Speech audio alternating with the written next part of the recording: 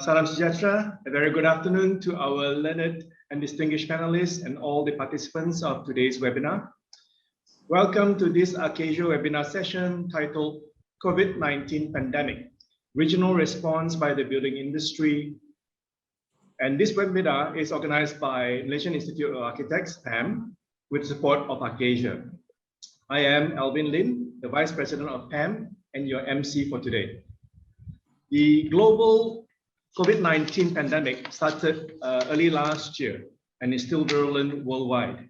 Countries have initiated lockdowns and movement controls with strict procedures to mitigate and curb the spread of the virus. Disruptions in the economic and social and health systems have severely impacted livelihoods and the well-being of many nations globally. The construction industry is not spared. Architects have inherited problems to administer and maneuver around these complications. Contractors were also having problems to fulfill contractual obligations and facing possible exposure to financial losses. It is henceforth critical for nations to share experiences and ideas to respond and survive the fallout of the ongoing pandemic. That way, humanity is better prepared against such dire threats in the future.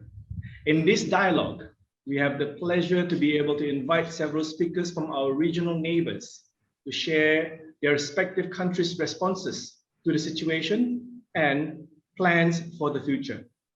We would like to welcome and thank the following distinguished panelists for spending their precious time with us today. Architect Melvin Tan from Singapore, Architect Simon Chan from Hong Kong, Architect Upendra Randania from Sri Lanka, and our own Dato' Engineer Ahmad Asri Abdul Hamid from Malaysia. Next, it is with great honor for me to invite the Vice President of ARCASIA Zone B, Architect Saifuddin Ahmad, to give his welcome speech. Architect Saifuddin Ahmad is the Principal of Saifuddin Architect and the Managing Director of SNO Architects Meriam Berhad, a practice which has won several national awards. Architect Saifuddin is a past President of PAM, Registered ASEAN Architect, APEC Architect, Honorary Member of RAIA and ASA, Alternate Council Member of UIA Region 4, and currently the Vice President of ARCASIA Zone B. Architect Saifuddin also serves on the Board of Directors of University Malaya and MRT Corporation Meriam Berhad, and is currently the Chairman of Medical Center and Specialist Center. He was awarded Alumni of the Year 2020 by Deakin University, Australia. I present Architect Saifuddin. Thank you, Alvin. Assalamualaikum warahmatullahi wabarakatuh. A very good afternoon and a very good morning to everyone who is joining this webinar from various countries throughout ARCASIA region. The COVID-19 pandemic has intruded and disrupted everyone's life across the globe. Since the World Health Organization, WHO, declared pandemic on 11 March 2020, most countries has initiated various measures to mitigate the spread of the virus. Various terms has been used to describe the lockdown order imposed. Example, in Malaysia, movement control order, Singapore, circuit breaker, Philippines, enhanced community quarantine, Indonesia, pembatasan sosial skala besar, and so on and so forth. The various lockdown measures have had far-reaching consequences on most countries that went beyond the spread of the disease itself and efforts to eliminate it. The ongoing pandemics have a significant impact on the local economy. Economic contractions is experienced in most countries in the region, resulting in rising bad loans and deteriorating profitability. With the lockdown imposed on movements of workers, there were concerns that there could be delays in construction work due to the lack of available labor. Most countries has announced that a number of companies has also closed in 2020, and this would likely raise in 2021. And conversely, the number of companies starting up had declined drastically during the economic uncertainty. Total employment has also contracted during the crisis. And as the lockdown prolonged, with no income or cash flow, measures such as reduced working hours, reduced wages, reduced workforce, and some to the extent of business closure. Government of every country has subsequently implemented initiatives to mitigate the economic and social impact due to this pandemic. At a recent ARCASIA Zone B meeting, which I had hosted, a representative from Singapore Institute of Architects, immediate past President Chua Si Huang, presentation has actually prompted PAM President Dato' Architect Izumi to propose that a webinar is organized to share among institute members on how each country addressed the impact of the pandemic to the industry and the profession, and how they respond to the situation. ARCASIA office bearers during its subsequent meeting has agreed that PAM organized this webinar. So today I welcome the esteemed panelists to share their country experiences with our audiences throughout the ARCASIA region. We specifically chose 3 panelists, each representing the 3 zones, and we also have one from the government sector. A note of thanks to PAM President Dato' Architect Izumi for hosting and also moderating this event. To the audience, I hope everyone will benefit from this experience sharing session. The pandemic is not over, and in some countries, they have also declared endemic. Please continue to take care and stay safe. Thank you. Over to you, Alvin. Thank you, Architect Saifuddin. Thank you. Next, I would like to invite the ARCASIA President, Architect Rita So, to give her speech. Architect Rita So is the Managing Director of RDC Architect Proprietary Limited and has been involved in design and project management of many award-winning projects, both locally and overseas. Architect Rita is currently a member of the Appeals Board Land Acquisition, board member of Sentosa Development Corporation and the Housing Development Board. He's also a member of Mandai Development Committee and chairman of BCA Design and Engineering Safety Award Assessment Committee. She is currently the president of ARCASIA, chairman of SUTD Architecture and Sustainable Design Pillar Advisory Board, as well as member of the NUS School of Design and Environment Advisory Committee. She was formerly a nominated member of Parliament and an alumni of NUS as well as University of Nottingham. I present Architect Rita So. Thank you, Alvin. Thank you very much.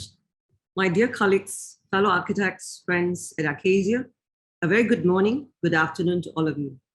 How have you been keeping? I hope you're all staying safe and keeping our spirits up in these difficult times.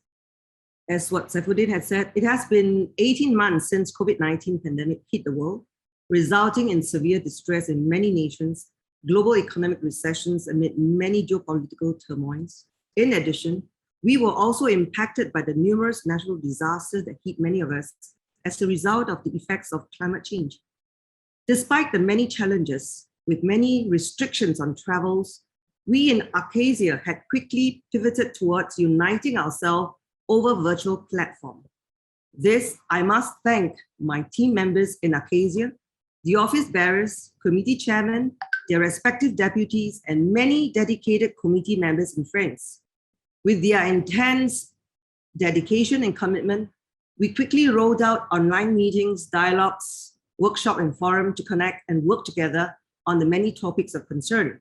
In fact, one of our earliest webinars was titled Reinventing Our Built Environment by ARCASIA Emergency Architect and ARCASIA Committee for Social Responsibility, which looked at mitigation and containment measures of COVID-19, preparedness of our profession to deal with the aftermath of the pandemic, as well as our vision on the way forward post-2020.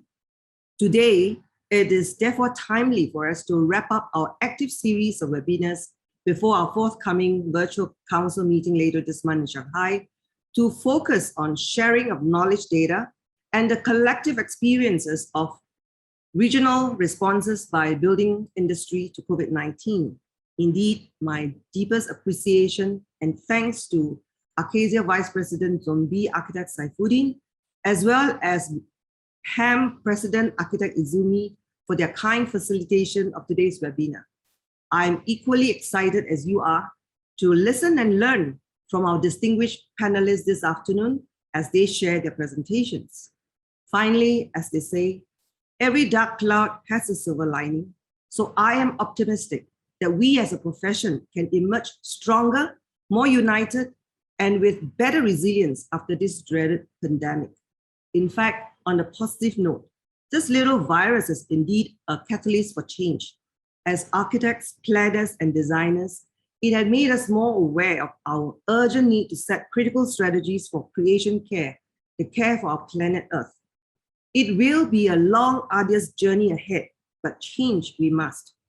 I'm glad that as a big ARCASIA family, with now 21 Asian nations and perhaps more nations to come on board soon, we can stand united and collectively face the many challenges ahead as we continue to shape our new future together. So thank you, and I wish you a very fruitful webinar this afternoon. Over to you, Alvin.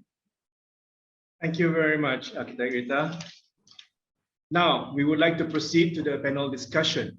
Before that, we would like to inform all participants to post your questions in the Q&A bar at the bottom of the Zoom screen. Thank you very much. Next, I would like to invite PAM President, Datuk Architect Izumi Harzani Ismail, the moderator of today's webinar, to proceed with the panel discussion.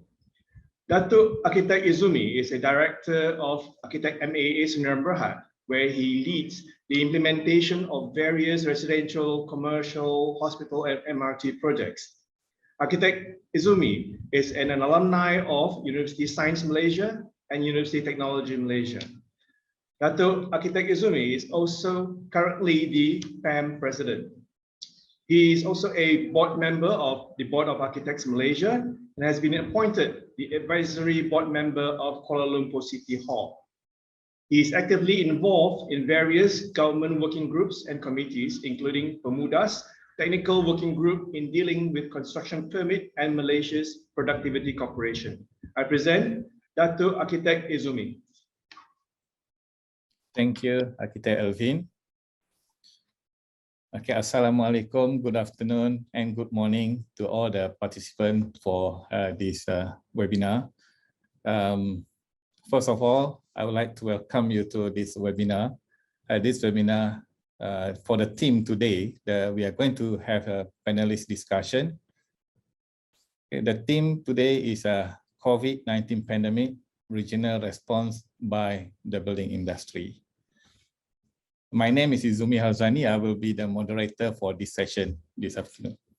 Let me share, before we start, let me share with everyone here a little bit of a background about this webinar. I think Architect Saifuddin mentioned a little bit. Okay, so at our regional four-nation meeting between PAM, Singapore Institute of Architects, Association of Siamese Architects, and Ikatan Arsitek Indonesia, we had the opportunity to exchange knowledge and ideas on how the governments and the building industries in respective countries responded to the pandemic. Measures were taken to protect the people from the pandemic and at the same time to allow the economic activities to continue, such as professional services and construction works to resume. It is insightful to have learned from each other how the governments introduced procedures for movement control order and movement tracking with adoption of digital technologies, and the introduction of acts and regulation to facilitate parties in mitigating contractual situations after impacted by the pandemic. Learning from other countries' experience, we have then made suggestions and proposals to our government to adopt relevant measures in our country. Later, we discussed among ourselves that we should have a webinar to engage beyond the four nations. So that's why today we have the panelists from Hong Kong, Sri Lanka, And of course, we still have Melvin from Singapore. Let me introduce a little bit about them. So we have 4 panelists in this session. So the first one, we have Dato' Engineer Ahmad Asri Abdul Hamid, the CEO of Construction Industry Development Board Malaysia, CIDB. We have Architect Melvin S.J. Tan, the first Vice President of Singapore Institute of Architects. And we have Architect Simon Chan, Design Director, Greater China B+H Architects, Hong Kong. And we have Architect Upindra Radinia, the Honorary Secretary of Sri Lanka Institute of Architects. So we are going to start with the first session. We are going to listen to the presentation by Architect Melvin Tan. Before that, please allow me to introduce and invite our first panelist, Architect Melvin Tan from Singapore. Architect Melvin Tan is the first Vice President of Singapore Institute of Architects, and he is also the Deputy Managing Director and founding partner of LAUD, L-A-U-D, LAUD Architects Private Limited, based in Singapore. LAUD Architects is an award-winning boutique practice that is constantly exploring the boundaries of design.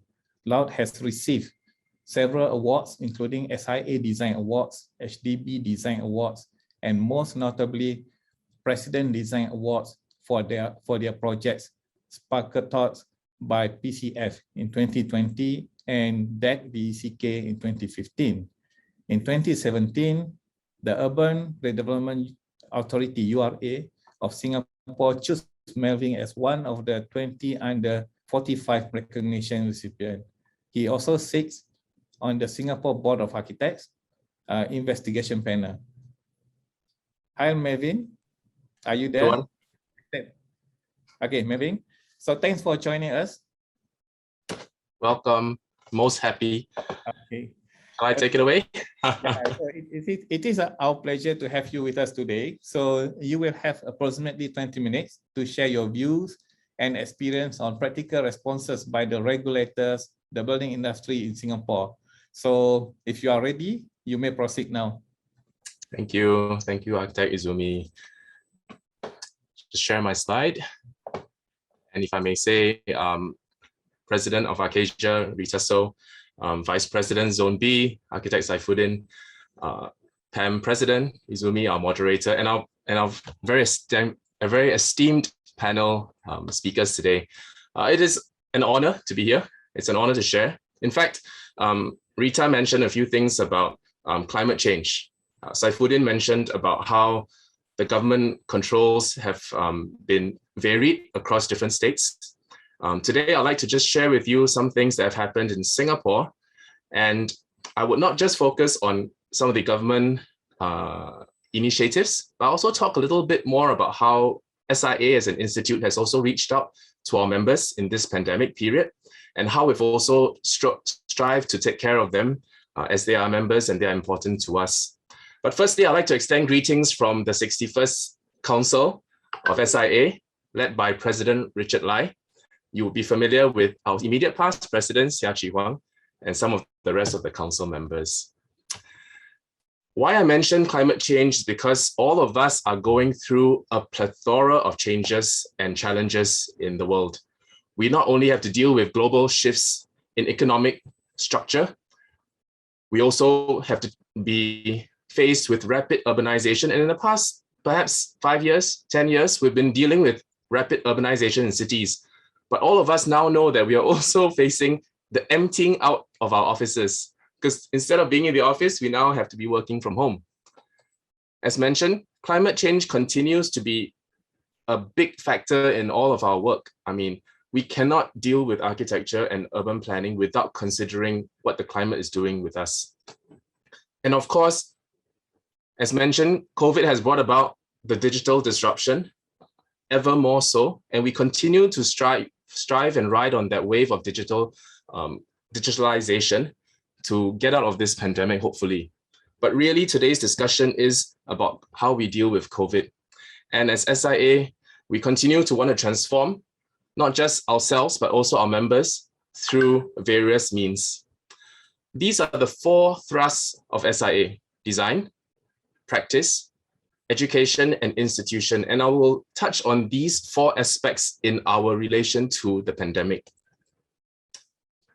So I'll start off by talking about this, which is the Singapore Green Plan. Some of you may know that our Singapore government has just released the Singapore Green Plan 2030. And what that is about Singapore being a city in nature, encouraging green government, sustainable living, energy reset, green economy, and a resilient future.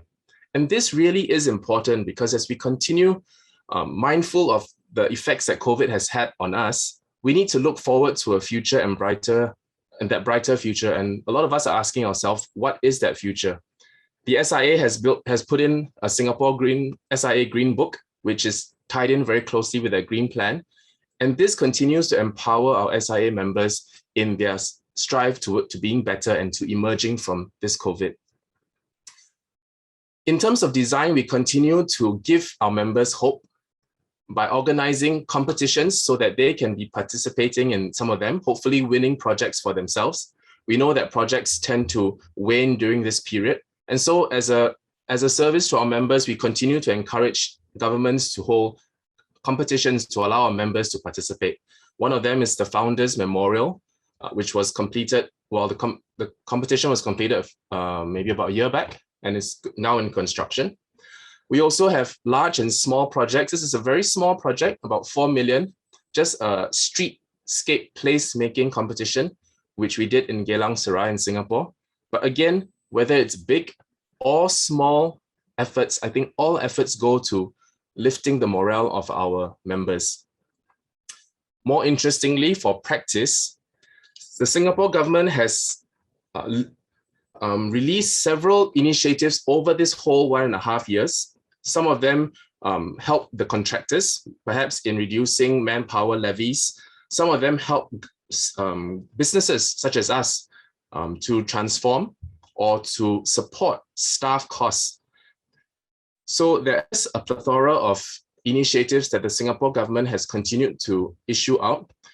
For example, the whole fact of swabbing and testing is a very intensive regime that has been rolled out in Singapore across all the contractors, the workers, the marine industry as well. And us consultants also go through frequent testing as part of the regime towards transforming the pandemic into an endemic. This is fresh off the press. In fact, just yesterday, our Singapore government has released a circular that is granting ex gratia payment to consultants for extended period of prolongation, which is a victory that I must say between SIA and some of the engineer parties in Singapore. We have been lobbying for this for a long time, and it's really been something to be, happy about. At the end of the day, the sums may or may not be significant depending on your projects, but at the same time, I hope this can be an encouragement to all the institutes as well to continue to lobby for the interests of our members. COTMA, in short, is basically called the COVID Temporary Measures Act. When COVID first came in and there was an onset of the circuit breaker, which was Singapore's version of Malaysia's MCO, where everyone was forced back to home, this was an act that was enacted to allow temporary relief from calling of bonds. In other words, any legal actions for a period of time, just to allow contractors that relief. I won't go into the details of this, but essentially it is to prevent developers from taking up cases against main contractors, and similarly from main contractors taking up cases with subcontractors. 8A was about a universal extension of time. Because Singapore went into a circuit breaker for about 100 over days, and the government came out with a directive to say that that period of time should have a universal extension of time, which also helps us consultants having to go and justify every single project. We could just rely on this universal EOT to be granted to the contractors. 8B is about co-sharing of manpower costs. So because manpower and workers have continued to decline in Singapore during this period, and also during the pandemic, there were cases where there were high number of COVID cases amongst the workers here and there. The number of workers that actually get to a site have been reduced. So the cost sharing of bringing in additional workers or having workers on site is something that the government proposed for cost sharing. And lastly, 8C, as you know, in Singapore, we have a lot of residential projects, be it public housing as well as private. And so this prevents or rather extends the period of time to fulfill obligations, contractual obligations. So talking about workers, even the Singapore Contractors Association works with the government here to test pilot certain schemes. And in this particular scheme, it was to allow a through train of workers from various countries to come into Singapore by having live-in facilities in their country of origin, testing, and then bringing them to Singapore and then serving out stay-home notices and protocols for quarantine. This is still in its infant stage. We're still bringing only about 1,000 at a time, but this is continuing to be ramped up to fulfill the needs of our construction industry. Moving on to institution, I think we all subscribe to the idea that members come first. And so we have held a series of talks with our members and invited our ministers. In this particular case, our Deputy Prime Minister, Heng Swee Keat, at the bottom right-hand corner. We also engaged with our Minister of Finance some time ago, and recently with the Minister of Health, quite appropriately during this pandemic. And these are important engagement sessions because we really do, these are times where the ministers actually allow us to really share our heart, our concerns, and we feel that this allows the Institute to remain connected with the agencies and with the government. And it has proven that I think such close connection or close interaction really does help us to fulfill some initiatives collectively with the government. Just today, and as a series of our engagements with our members, we have held regular town halls through Zoom with our members. And the topics can be very varied, from practice elements to design to institution. And this is one way we continue to engage with our members. And one very important topic was on fees. And so that was when we had our past presidents, Ong Zebun, Theodore Chan, and even our BOA President, Xiao Yan, to join us talking about how we can push for more sustainable fees.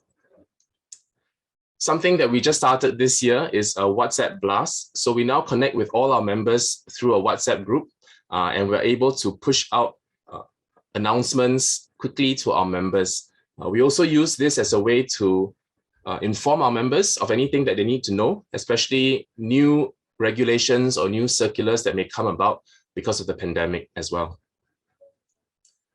In SIA, we also house a database on our website of all the required relief measures and things to do. So in a way, it's a service to our members.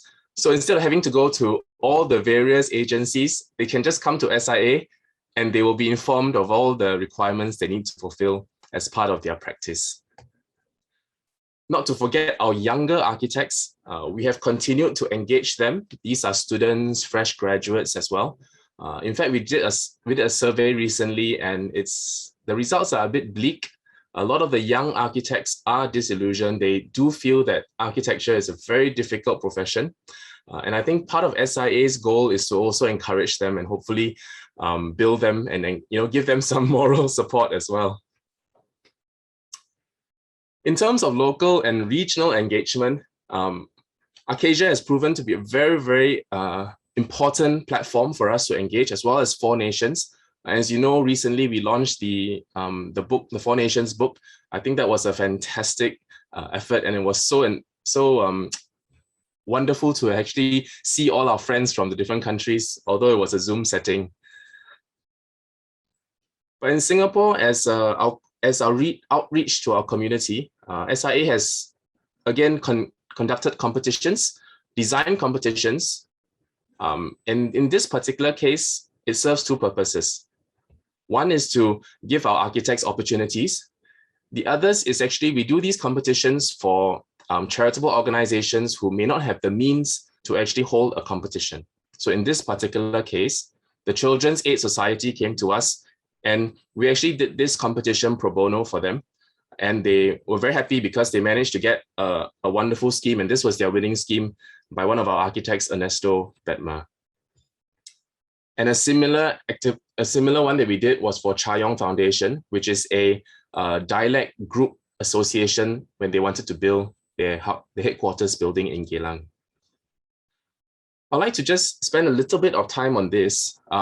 As during the pandemic, when all of us were forced to work from home, there was a case where the workers' dorms were experiencing a certain number of cases.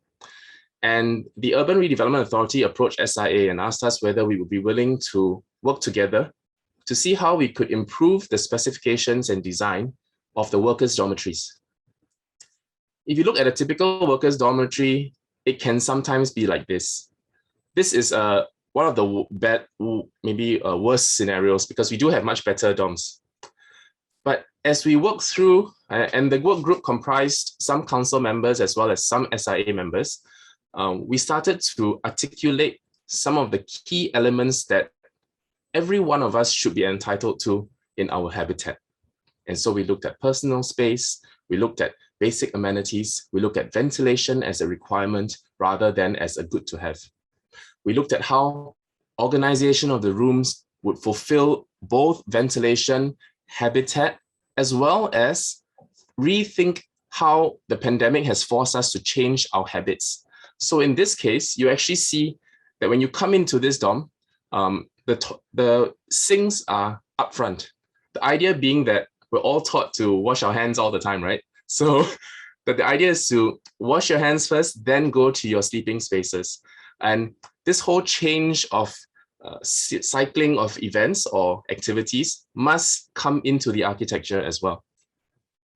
We tested out sites. We looked at how to have extra spaces in the void decks so that these can be converted.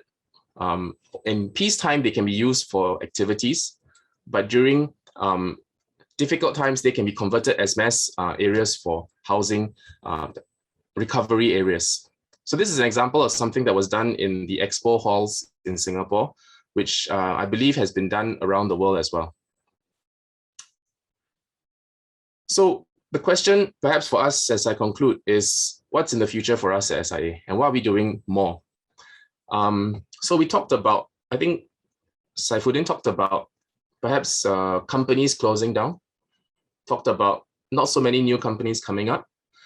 Is there a change in the way contracts are being awarded to architects? Is there a way that we can continue to establish ourselves as the thought leaders? So the think tank is something that SIA is putting through. It's a bit small, but I'll just show this.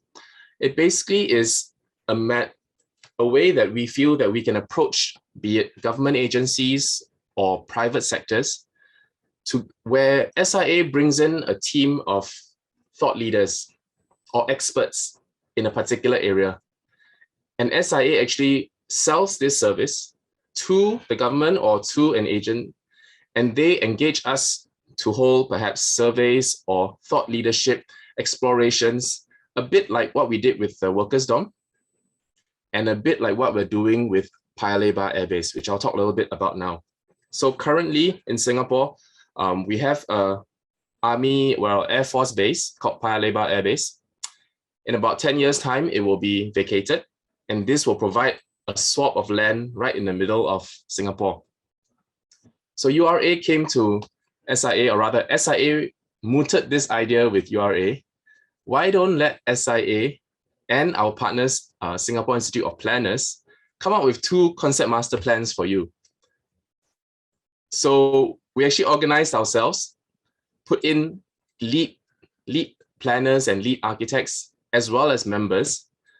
And our teams are led by Architect Tan Cheng Siong and our recent President Designers of the Year, Architect Belinda Huang and Architect Khoo Peng Peng. And so with this, we are working towards 2 concept master plans. And so this is a consultancy service that SIA and SIP are actually providing to our governments to come up with something that will hopefully be interesting and be thought-provoking. So I think we continue to be establishing ourselves as thought leaders, and I think architects around the world continue to strive for this. In whichever part of our economies or whichever part of our countries, we need to continue to strive to establish ourselves as thought leaders, to share expertise as in a vision for the future, to test bit new methodologies, and hopefully with Paya Lebar Air Base and the concept master plan, we're able to actually do all these and perhaps provide additional opportunities for our members as well. I'd like to close with 2 slides. And this slide reminds me that we must always care for the ones who may be a little bit weaker amongst us. It is not always about celebrating the best. It's about remembering that there may be some of us around us who are also perhaps struggling. And this image to me reminds me that a forest is only as tall as the tallest, and we have to lift up everybody from below. And I think this image again reminds us that, you know, our past president, Chi Huang, used to give a picture of the red cedars, and he used to talk about how we can only grow tall if we were to link our roots, because the tree's roots are very shallow, but because it's linked to each other, they can grow tall. And for me, I think really it's about not ignoring the ones that are lower, but to always be encouraging everyone to grow taller, because as everyone grows taller, the forest also grows taller. Thank you very much. Okay, thank you, Architect Melvin Tan. It's very great sharing and very interesting. And it's good to know that how SIA and the Singapore government, the industry stakeholder they have worked together mitigating the impact of COVID-19 pandemic. Your SIA town hall session and also your engagement with the government, Singapore government, I think is really, really good example that for other institute of ARCASIA can also follow through. And we're not going to take any question at the moment. We will leave the question to the end of the presentation. So let me proceed with the next panelist. So now, let me introduce our next panelist, Architect Simon Chan from Hong Kong. Architect Simon Chan is the past chairman of Hong Kong Institute of Architects Board of Practices, HKIA. He is also HKIA's representative for ACPP, ARCASIA Committee of Professional Practice, and also the design director at B+H Architects, a leading global design and consulting firm with 68 years of award-winning works. Simon has built a global portfolio of architecture and interior design projects that cover diverse range of scale and project typologies. He has extensive cultural and super high-rise project experience across Asia Pacific, including the Shenzhen Natural History Museum and the M+ Museum, the West Kowloon Cultural District Master Plan in Hong Kong, and 500-meter and 518-meter towers in Jinan and Shenzhen, respectively. Simon's design philosophy places emphasis on placemaking, contextual response with added value for the client and the public. His design always infuses sustainability by marrying innovative solutions with passive design while maximizing social, economic, and cultural benefit. Simon is also active in architecture education, having taught in universities and participated as external critic at design institutions locally and abroad. Simon, welcome to this webinar. Okay, Simon, are you here? Okay. Yes. Hi everyone. So I will share screen. Okay. So Simon, you also have 20 minutes to present your slide. And if you're ready, you can proceed now. You have the audience with you. Okay. Okay, great. Good afternoon, everyone. Thank you, Rita. Thank you, Izumi. Thank you, Sai, for inviting me for this webinar. I think this topic is actually very timely as we are now almost 2 years into the situation. I've titled my talk Transform and Transition. It will focus more from the Hong Kong perspective, from my own personal experience, as well as a more global and design thinking perspective on kind of what architects and designers kind of have to face, or kind of what are the changes that we are already adopting. So just quickly, my personal experience on crises. Actually, I was in New York during September 11th. So I was right there looking at the towers in smoke.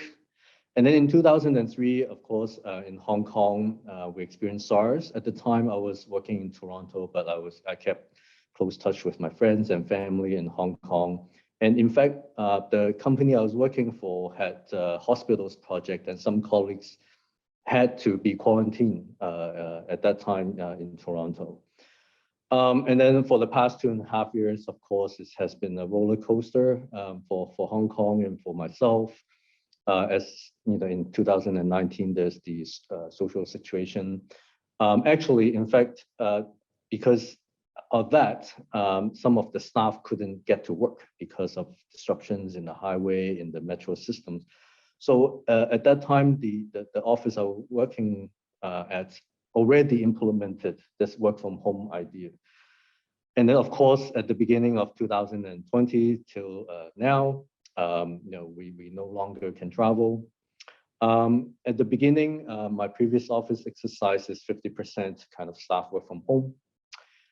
But I was actually very busy, and in this past 2 years, I actually had 2 days work from home just due to various reasons. And of course, we had to wear masks at the office, and of course outside. And then personally, my kid also have to study from home.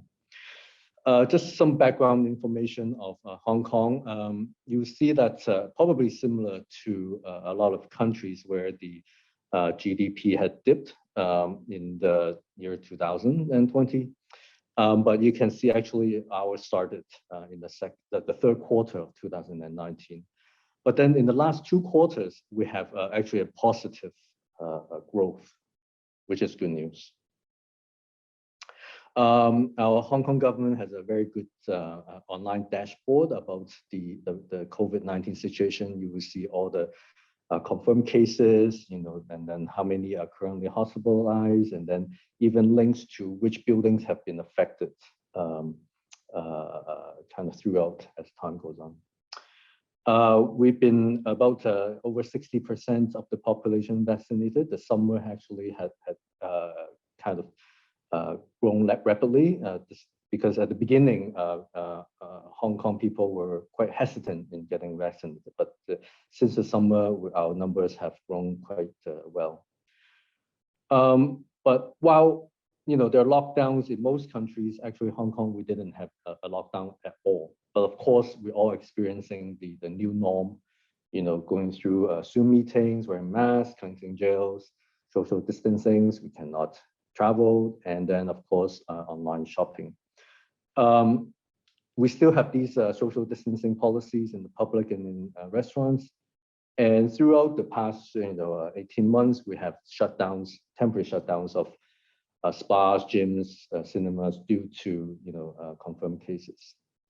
But what is more critical, specifically to Hong Kong, is I think is because we're very high density, we have an aging population, and we actually are an important major transport hub and a trade hub. So a lot of people come in and out, goods come in and out through Hong Kong. So in times like these, it is an opportunity for all of us to pause, reflect, and think, and of course to transform and transition.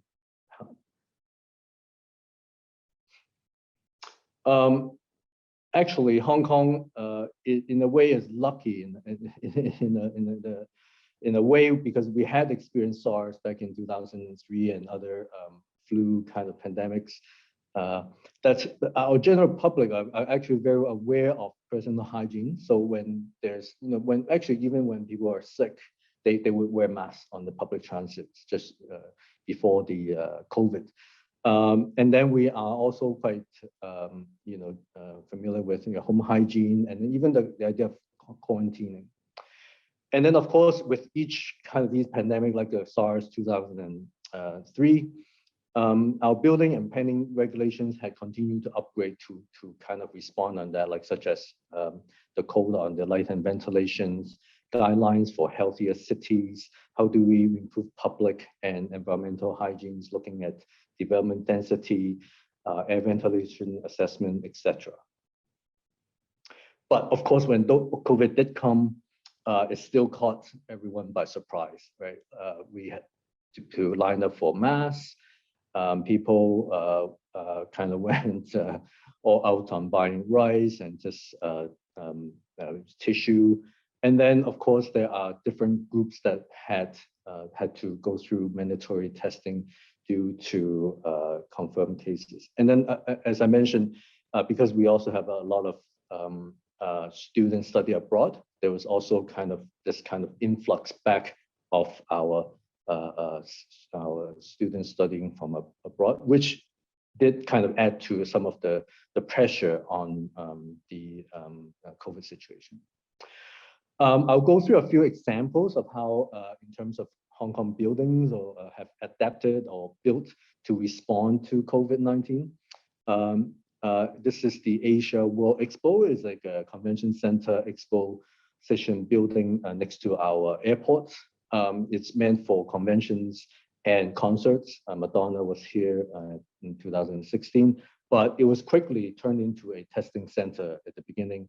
And then it was converted into a holding facility with 500 beds for COVID patients with mild symptoms. So this helped to alleviate the burden on our public hospitals.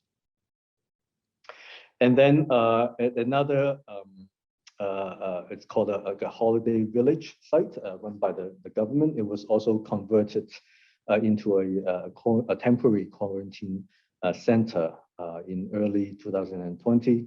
And so there were two sites. The first one with 118 units were completed in 26 days. So that was done very quickly, as well as the second site, so site B, with 234 quarantine units put on a football pitch and completed in 56 days. The construction method was to use the MIC, of course, the modular integrated construction technology, the use of components that already pre-built and prefabricated, and then you just transport to the site and then connect it to the surfaces. The use of the steel MIC systems that can be not only easily assembled, but also reassembled to other sites in the future. But we still have to go through a very intensive audits when it was built, or during the construction, with the core testings and then inspections. So ensuring that the buildings are still safe to be occupied. And here are some of the images of the construction and also during the site installation. Then the next one at a much larger scale is actually a temporary hospital built on the site, actually adjacent to the Asia World Expo. And started February this year. It took 4 months to complete, and then it was able to admit COVID-19 confirmed patients into this hospital. And this is the first hospital with negative pressure isolation using modular integrated construction technology. It has 816 isolation beds, and it also has its own laboratory that it can kind of do up to 1,500 specimens per day. So again, that can augment the capacity that the public hospitals have to take on.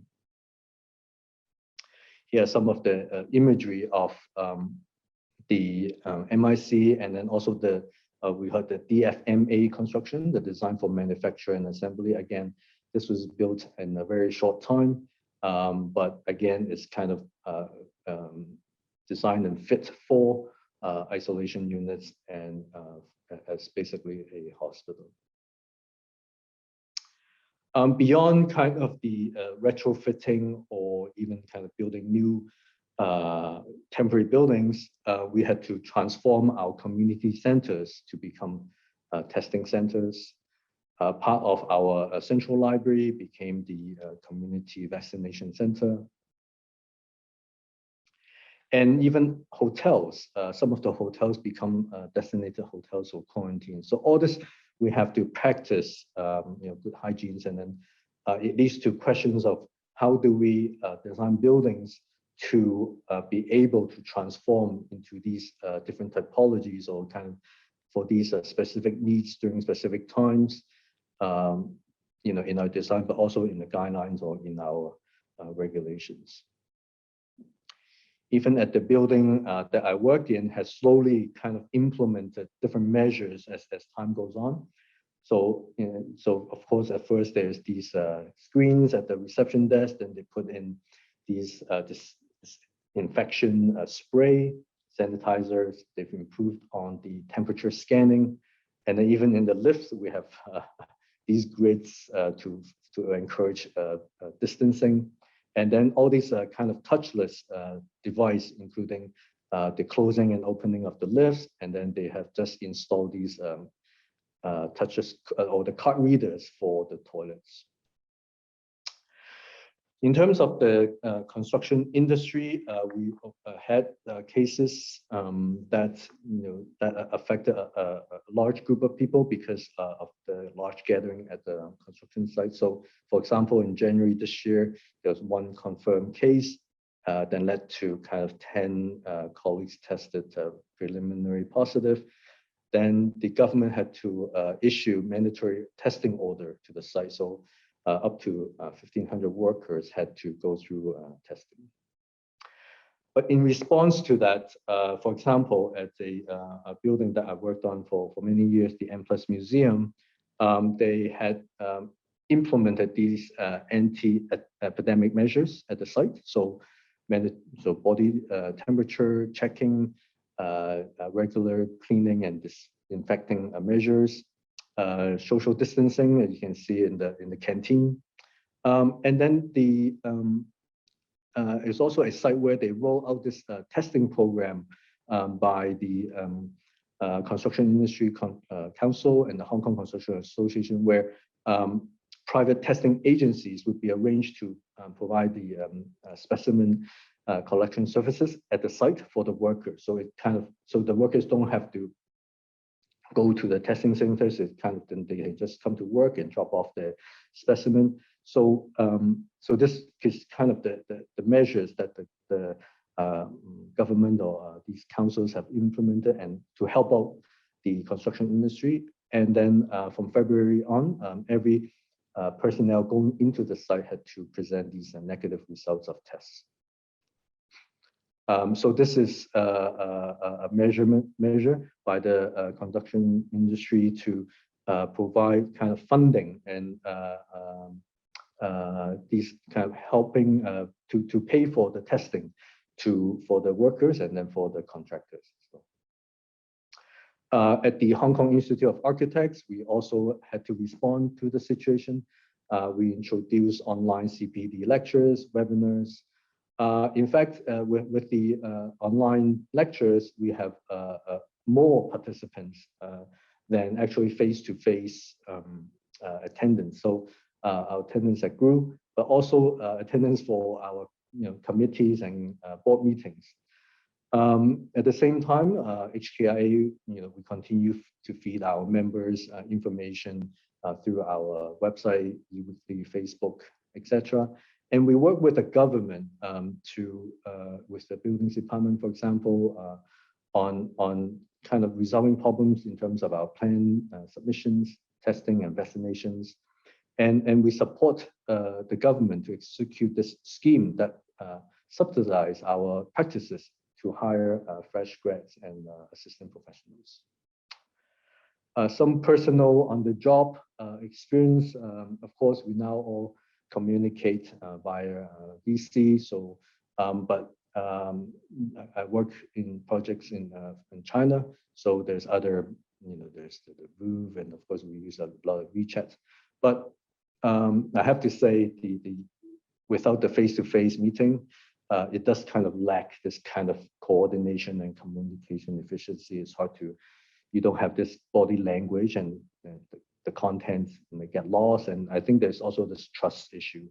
But then things seem to move even faster than before, that I find.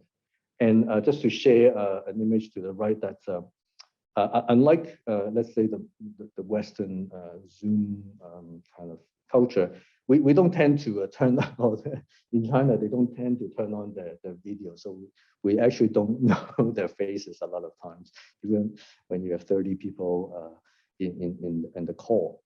So some companies here, of course, in the early days, like our government have promoted staff to work from home, so then the private companies follow suit. Some companies will implement this kind of AV team, so to keep the 50% staff in the office. And then, of course, now there's, there are companies that allow people 1 to 2 days to work from home, and just having more flexibility to work from home time to time. So with or without the pandemic, we architects, planners, designers have the mandate to make our buildings and cities healthy. I'd like to share some of the thinking of some design thinking of some of the things that I've been thinking about, also my company has been thinking about. So for example, we've learned that with the work from home, actually workers are actually enjoying kind of this ideas, because they have more time or more time for personal, because they don't have to commute as much. So actually some people, some studies have found even people are willing to take a pay cut to be able to work from home. But then of course, we also experience this Zoom fatigue. So what does that mean for our workplace design? So I'm more thinking in terms of the more design point of view here. And we have done these thought leadership and these exercise with companies to look at kind of the future of workplace design. So just a few notes, like, we need now a high level adaptability, how we can reconfigure our workspace to have different teams come in from different times. And then at a interview with the CNN, I spoke about how tall buildings in specific and also in dense cities like Hong Kong, how we can design buildings to be more breathable by incorporating breathe spaces, but also how we would start to, in terms of the planning, maybe a bit more space for the lobby because of queuing for temperature or for testing or whatnot, and then implementing these low touch or no touch designs for our lift systems, etc. And for healthcare facilities, pandemic mode is no longer an optional luxury to be considered during the design process. It's basically a compulsory way of thinking when we are designing hospitals. So we need to build in flexibility, adaptability, and adaptability to respond to not only COVID, but future pandemics. How do we start to look at non-porous materials, other technologies, and also how every bedroom, because previously you share, you may have 2 beds or up to 8 beds per kind of ward room, but now how do we start to design the room so that it can be actually isolated? There are now studies or case studies where, to be able to convert car parks into wards if the situation happens. And basically, we should also think about how do we implement or integrate these health responses facilities in other typologies. So not only just in hospital or healthcare facilities. In residential typologies, in tight spaces like Hong Kong, we have to look at how we design our vestibules and bathroom to be more hygienic. How do we separation the inside and outside, wet and dry? And of course, we're designing Zoom rooms. And how do we kind of design a layout in such tight spaces that can transform during the day of the week or during the night and also during the weekend? So, how do we play with movable partition and furniture? But beyond just the construction or the architect design, I think we have to also look at how our architectural education should respond. So beyond siloing of subjects as architecture or Bachelor of Landscape Design, I think we have to start to look at this transdisciplinary, so including not only the architecture planning, but environmental engineering, sociology, hygiene, so that instead of Bachelor of Architecture, so can it be like the Masters of Healthy Design, Healthy City Design, Pandemic Response Design, Anti-Epidemic Design. So it's more kind of a holistic look at how we can train up the next generation. In the city scale, we need to design a very resilient city integrated for physical, mental, and social well-being for our inhabitants' interest, necessity, and rejuvenation. Bringing fresh air into the buildings and improving ventilation in dense neighborhoods, especially in Hong Kong. Looking at providing more greening and landscape, and then looking at facility management. How do we incorporate more flexible open air hours? And then in particular in Hong Kong, or how do we incorporate within such a dense area these more social facilities while being distanced, but that allow people to still have a healthy lifestyle. And then finally, how do we look at, as mentioned, guidelines in transforming building types with health medical services allowance, so that it can be shifted in response to sudden pandemics. So finally, disruption does mean design innovations. I quote Bruce Mao, who I worked with before. The fundamental idea of design is to make the world a better place. So we as designers, we need to design for the betterment of our people, our health, our city, and our society. Thank you. Thank you, Architect Simon Chan. It is very interesting. I'm sure that many people want to ask how the Hong Kong government managed to work together to put up the hospital, for example, the North Lantau Hospital, and also the early human quarantine center, so quickly responding to the pandemic. Okay, so I would like to suggest that to all the participants, the audience, if you have any question, please put your question in the Q&A. Later, I will read out the question for the panelists to respond. Okay, so we'll move on to the next panelist. We have Architect Upendra Radinia from Sri Lanka. Architect Upendra is a chartered architect, urban designer, and currently the Honorary Secretary of Sri Lanka Institute of Architects.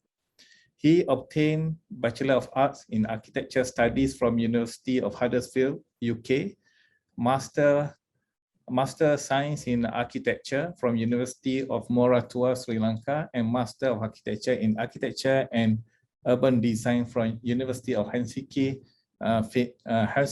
Finland. He is also a partner of Design Qs, established 30 years ago, specializes in fields of urban design, healthcare and wellness resort design, industrial and security-related architecture. A regular participant in healthcare-related conferences as a guest speaker, stressing the needs for architects to engage in healthcare design at policy level. I'm sure that what Architect Upendra is going to share with us is going to be very interesting. He's going to talk about the policy making related to healthcare policy. So Architect Upendra, welcome. Okay, I'll share my screen now. Okay, so it is our pleasure to have you here with us today. So please share your experience with us. So you also be given 20 minutes. So if you are ready, okay, you can put up your screen, share your screen. So I'm sure in your engagement, okay, we are still waiting for your slide to come up on the screen. Yeah, just hold on. Okay. Priyanka, Okay, so yeah, just hold on. Give me a yeah, second. okay, no problem, no problem. Okay. So while waiting for architect Upindra Yes, to please. share the screen, so I'm sure that he has vast experience engaging the Sri Lankan government and policymakers how to structure the policy, especially related to healthcare. Right. Yeah, we Okay. have your Yeah, can you hear me? Yes. Right. Okay. Let me thank SIA, ARCASIA for inviting me. Greetings from Sri Lanka, and thank the committee and the esteemed panel. And let me start my presentation by saying that I believe architects have a role in creating new lifestyles in the post-pandemic society. So my first slide is about about the work I have been doing. As you know, Sri Lanka is a very turbulent place.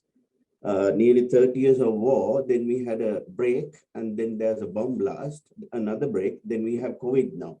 So during the last 30 years, I have been basically working on defense and security. And then subsequently, 5 years later, designing healthcare, spanning from cardiology to neuro to cancer, as well as other types of buildings in private and public sector. Then 5 years later, we had an interesting break that we decided to work on healthcare resorts, Ayurvedic resorts. And we began to change our style of designing defense and security, where the clients or the end user is very much in stress. So this wellness became a feature in our design work. And subsequently, with the megapolis development as an urban designer, I managed to design the science city, as well as some of the ideas for connecting Colombo with green, blue, red connectivity. And that's the sort of work we have been doing. And as a secretary, SLIA, we have been fairly engaged in activities that have happened in Sri Lanka, but we have so many lockdowns, where the main activity of restoring, bringing about COVID resilience came from military, as well as military architects and designers, whereas the private sector had very little to do with it. But I will show you at least 5 projects where we have designed and I have post-pandemic experience, how it related to our projects. Okay, so Sri Lanka has quite a healthy industry in terms of healthcare. We have Western-based thinking hospitals, that those are scattered all over Sri Lanka, as well as Eastern indigenous medicine hospitals scattered all over Sri Lanka. It's completely free, as well as you get free food, as well as medicine free of charge, completely free of charge. So this is how pandemic affected Sri Lanka. At the beginning, we were looking for possibilities, since we are an island, how the virus would come to Sri Lanka. We cordoned off airports, harbors, but we didn't realize that there is a lot of illicit activity happening between India and Sri Lanka. So whilst India and Sri Lanka was celebrating the success of the first COVID, rest of the world was suffering. We got a full dose of it with this fisher folk getting infected and then getting onto the food chain and wet markets and all over Sri Lanka subsequently. Then we had the issue of having clusters building in certain areas, especially with the military, the Navy, who was handling these people. And Navy cluster began to spread all over, and subsequently came the Delta variant, which actually engulfed the entire island altogether. So we are actually recovering from that. We are almost coming out of a 1.5 months complete lockdown by next week. Despite setbacks, government has managed to give double doses of up to 80% now. So which is a very good success rate, and about 50% in rural areas. And now young people are also having access to various types of vaccines. So vaccine campaign has saved us basically. So that's the current status. The COVID is still rapidly kind of coming down actually, but we also have another problem. Now, COVID resulted in economic crisis, pandemic leading to a forex crisis, that is dollar reserves in the country, inflation and price hike is taking place, and realigning of stakeholders has to happen ASAP, as soon as possible. So this is where the forex crisis came about. World trade went down, world tourism went down, remittances went down, FDI flow reduced. So as a result, the government is proposing more loans to contractors and suppliers. I'm afraid consultants are not included in this. We know that's not the answer. So as a group of consultants and architects and engineers, we are concerned about the current status leading into a kind of unbearable situation. But this will give you a good glimpse of what the current situation is. 2000 to 2020, the price hike is unbearable to most contracts. So we have a situation with ongoing contracts, contracts which are finishing, and as well as starting contracts. So return on investment is an issue at the moment until they sort out the dollar fluctuation. So I will not dabble on this, but on a more positive note, I will share some of my thoughts in the COVID situation, because all what you guys have discussed, we have done it here. The quarantine centers have been done and so on.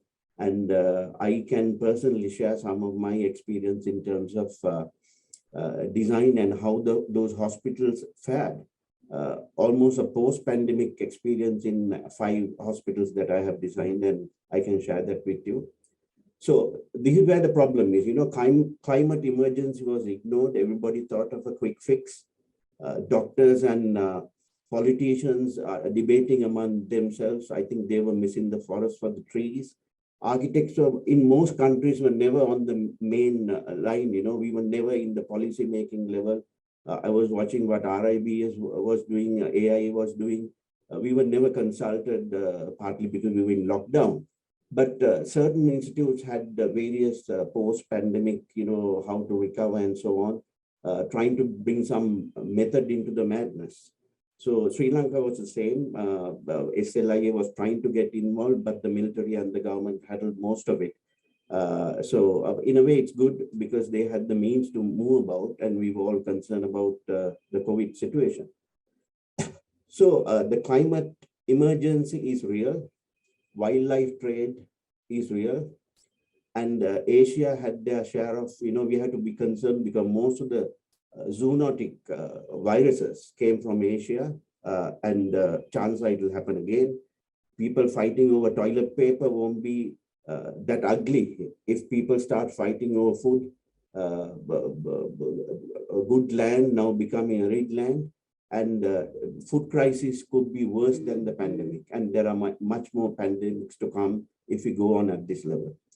So this is the crux of the problem, right? We are following the neo-capitalist model of development, and we have now moved on to the 4th or 5th industrial revolution.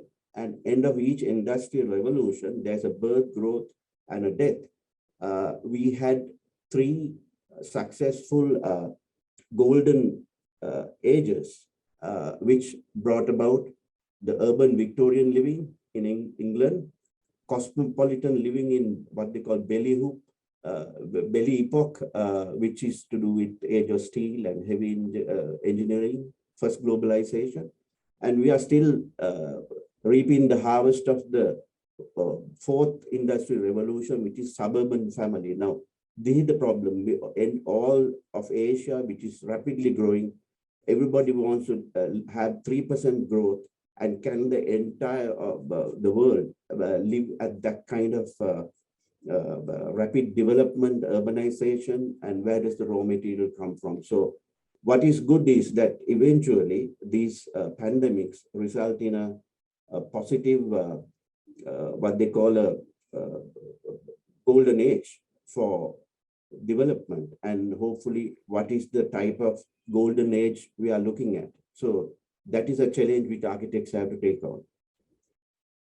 Architects have been silently working, doing their part, even though they were not on the policymaking levels, every pandemic gave a new lifestyle. For example, cholera in London brought us roads, setbacks, sewer systems, and so on. Fire gaps, then clean environment in USA, New York, gardens, setbacks, high-rise buildings, incorporation of services.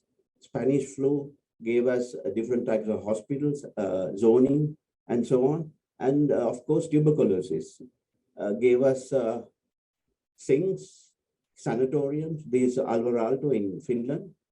And interesting part is that we architects have been contributing, it's just that it's not recognized. So we await a new lifestyle, and what can we do as architects, which others can't do.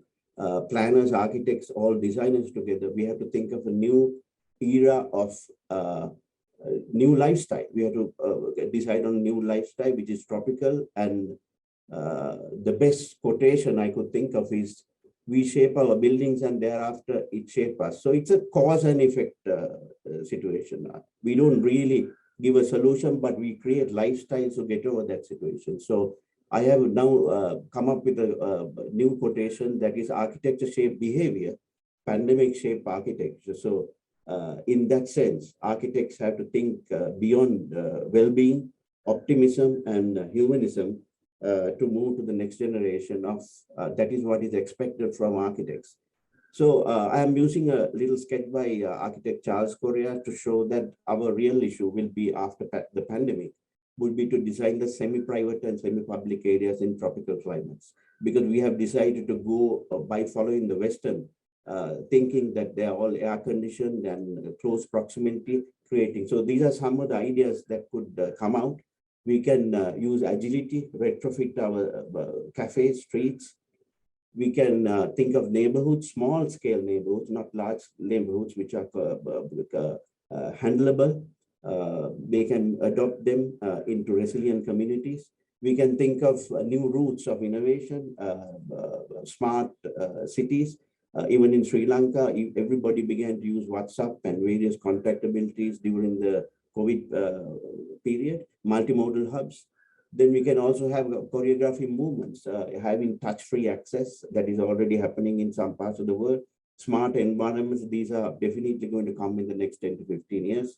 And restructure the semi-public and semi-private areas to include more ventilation as well as other types of greenery and sustainability. So you maintain the social distancing, and not forgetting that more epidemics could come our way with the current environmental crisis.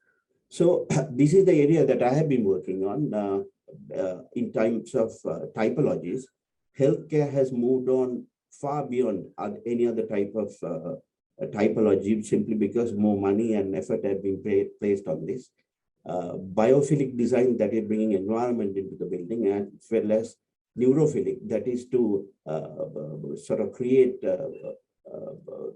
neurons, what they call empathy neuron, to create people to gather and kind of create well-being among those patients, trying to create what they call OHE, optimum healing environment. So this is a typology that can actually help us to restructure some of the public buildings that already exist in the environment. So I will show you some of the projects that we have been doing and first-hand experience, how these have now reacted to the COVID situation.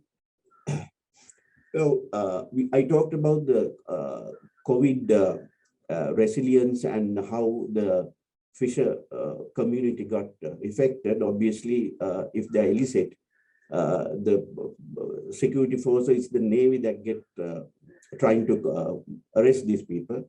So as a result, the hospital that I designed became the first hub where this cluster began.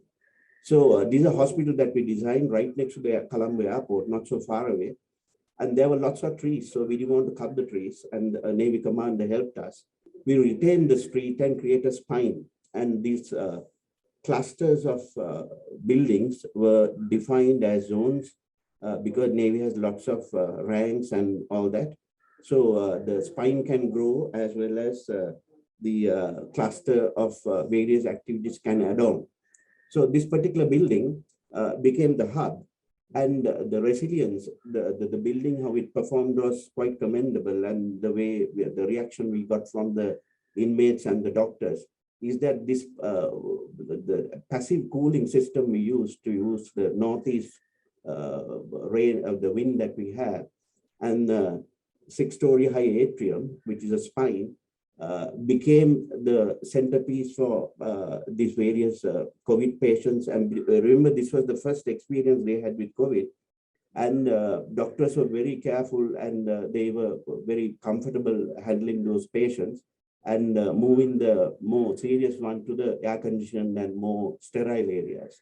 So the air movement became an excellent feature, which kind of helped them during the COVID period.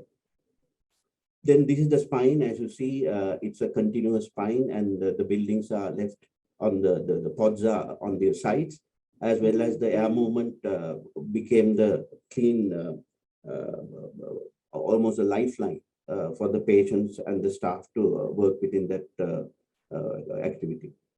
So during this time, myself and my wife became COVID patients, and we were asked to move into one of those 3-star type quarantine centers in Colombo. While we were there, we were getting, we had no symptoms, by the way.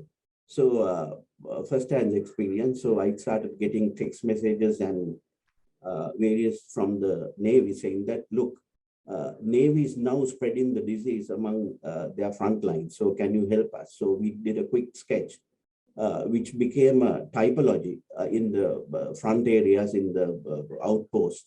They did it overnight. I think within about 3 to 4 weeks they were built, depending on whatever the material they had. As you can see, they used a lot of timber. They didn't have access to aluminum. And these wards are now being used as general health centers. And in case of a pandemic or whatever, they will start using them. So I was just checking on the net. There's a whole series of these have been made by the military, but we were giving basically a CSR project, helping them to set up some kind of resistance in those front lines. And they were very grateful to that. Then let me move on to another project we have done. This is a kind of high-end hospital, 14 stories, which is specialized on neuro operations and heart. And during the last bomb blast, this served as one of the key points to treat the patients. A&E is a very big section here. And we were very concerned how COVID would affect this. So one of the things we did was to control the patients at the ground floor and let people be in the atrium. Since the atrium was naturally ventilated with the 14-story high atrium, stack effect basically pushed the air up. So this particular building performed fairly well. In fact, there were no incidences. And in fact, now COVID patients who have severe cases of heart or any other complication, they are taken straight into the private rooms, which are fully air conditioned, 100% air changes per hour. It works quite well. There were no incidences whatsoever. This is right in the what they call the central hospital square. And we were concerned how this would react, but it worked quite well. So these are first-hand experience. These were designed to JCI standards. Second, these are some of the pictures during the COVID period, and you can see people even without masks. I'm surprised. Okay, so this is another project which we have done, which we were very concerned. A hospital for cancer. This is the main cancer center, and they were running out of funds. And a well-wisher gave us the money, and we convinced the government that we should design and build it. Then we handed it over to the government. And this we knew was a bit of a trouble area in the sense that hospital needs a lot of air changes per hour, but they didn't have the funds to do the operation after we leave the project. So we designed passive cooling, again using a massive atrium in the middle. But the wards, each specialist has 40 patients. That's a government requirement. So what we did was we created negative pressure, 6 air changes per hour using almost a sucking system above each bed.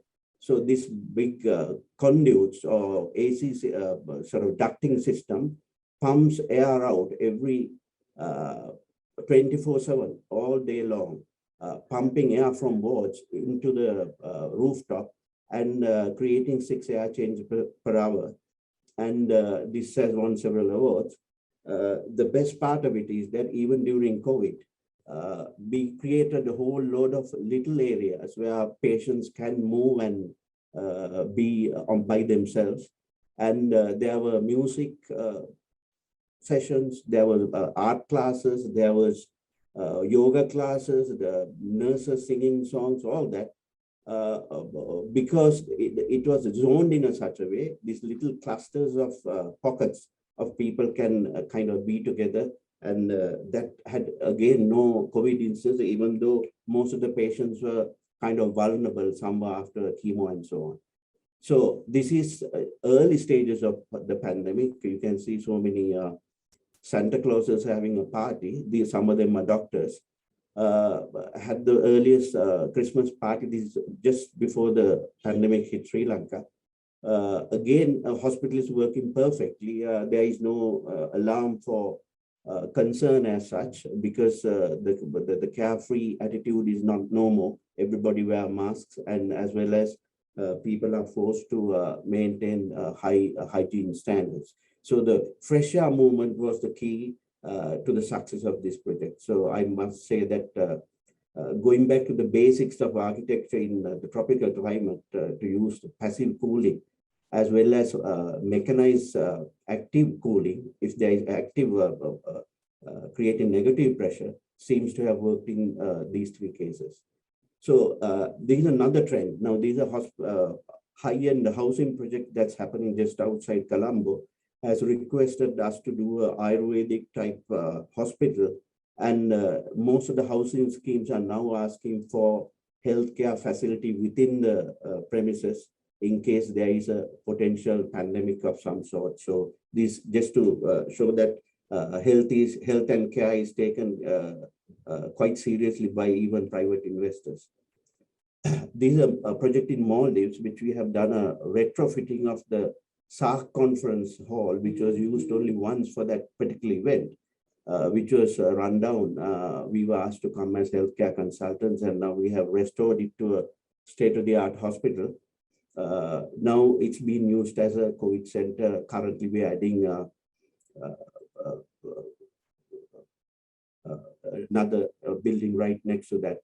And again, this is also now coupled as a COVID center in atoll of Addu, that is one of the southernmost islands in Maldives.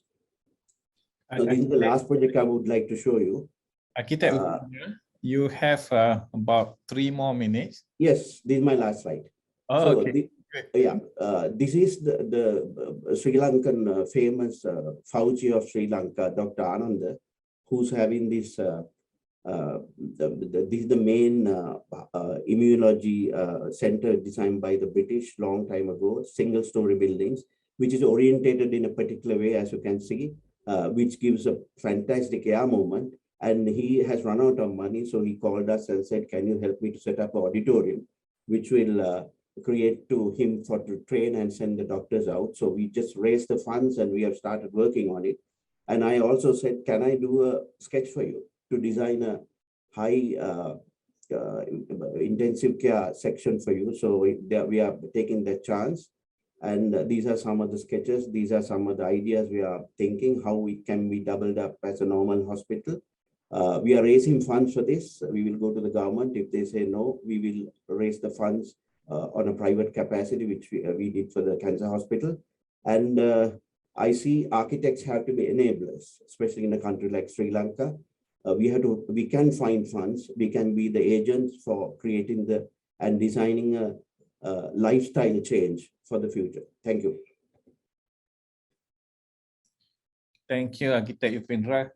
It is very inspiring to see how you have actively involved in the healthcare facility design and some of your CSR projects like the typology isolation center for the Navy and some of the hospital with atrium. I think you have shown some very good design example for the healthcare facility. So allow me to proceed with the next panelist. Our next panelist is from Malaysia, Dato' Engineer Ahmad Asri. Okay, Dato' Engineer Ahmad Asri is the CEO of Construction Industry Development Board Malaysia. Under his leadership, more than 50,000 youth and more than 200,000 construction personnel have been by CIDB. Okay, for his contribution, he has been awarded the Award of Excellent Service twice. Once while serving the Department of Public Works, and another one while he is with CIDB. He is also actively involved in providing input to national conferences such as National Australia Business Council, MABC Forum, the Second Pan Commonwealth Conference, and many more. He has been named the Honorary Fellow of prestigious Asian Engineering Organization, AFEO, for his contribution at Asian level. Assalamualaikum, Dato' Asri. Waalaikumsalam. Okay, how are you? Fine, thank you, Dato'. Thank you for joining us. I know that you have a very tight schedule. Thank you for being with us today. Okay, so you two will have 20 minutes. Okay. To of your involvement as policy setter. I would say that you are the policy setter because you are CEO of the Construction Industry Development Board.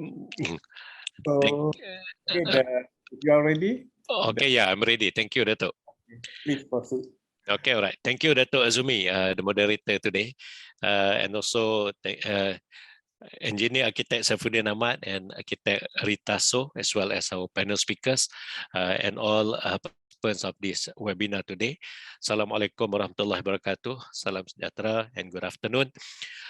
First and foremost, I would like to thank ARCASIA as well as PAM for the kind invitation for me to be here today. To me, it is indeed an honor and a privilege to be able to share the Malaysian experience of going through this pandemic COVID-19. As we all know, I'm sure you all agree with me, this is a new experience for us. So basically, it's a learning process all the way. We had to go through trial and error processes along the way. And here we are today in the era of what we call the National Recovery Plan. So what I want to talk about today is more of not architecture per se, but more of the construction industry, the Malaysian construction industry in relation to the challenges of pandemic COVID-19. So there are three topics of my presentation. The slide.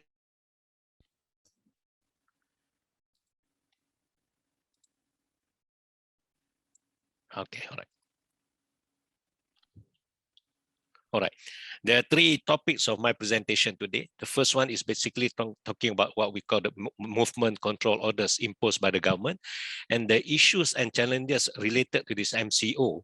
And I would end my presentation with just a brief brief on the way forward, how we're moving forward after this.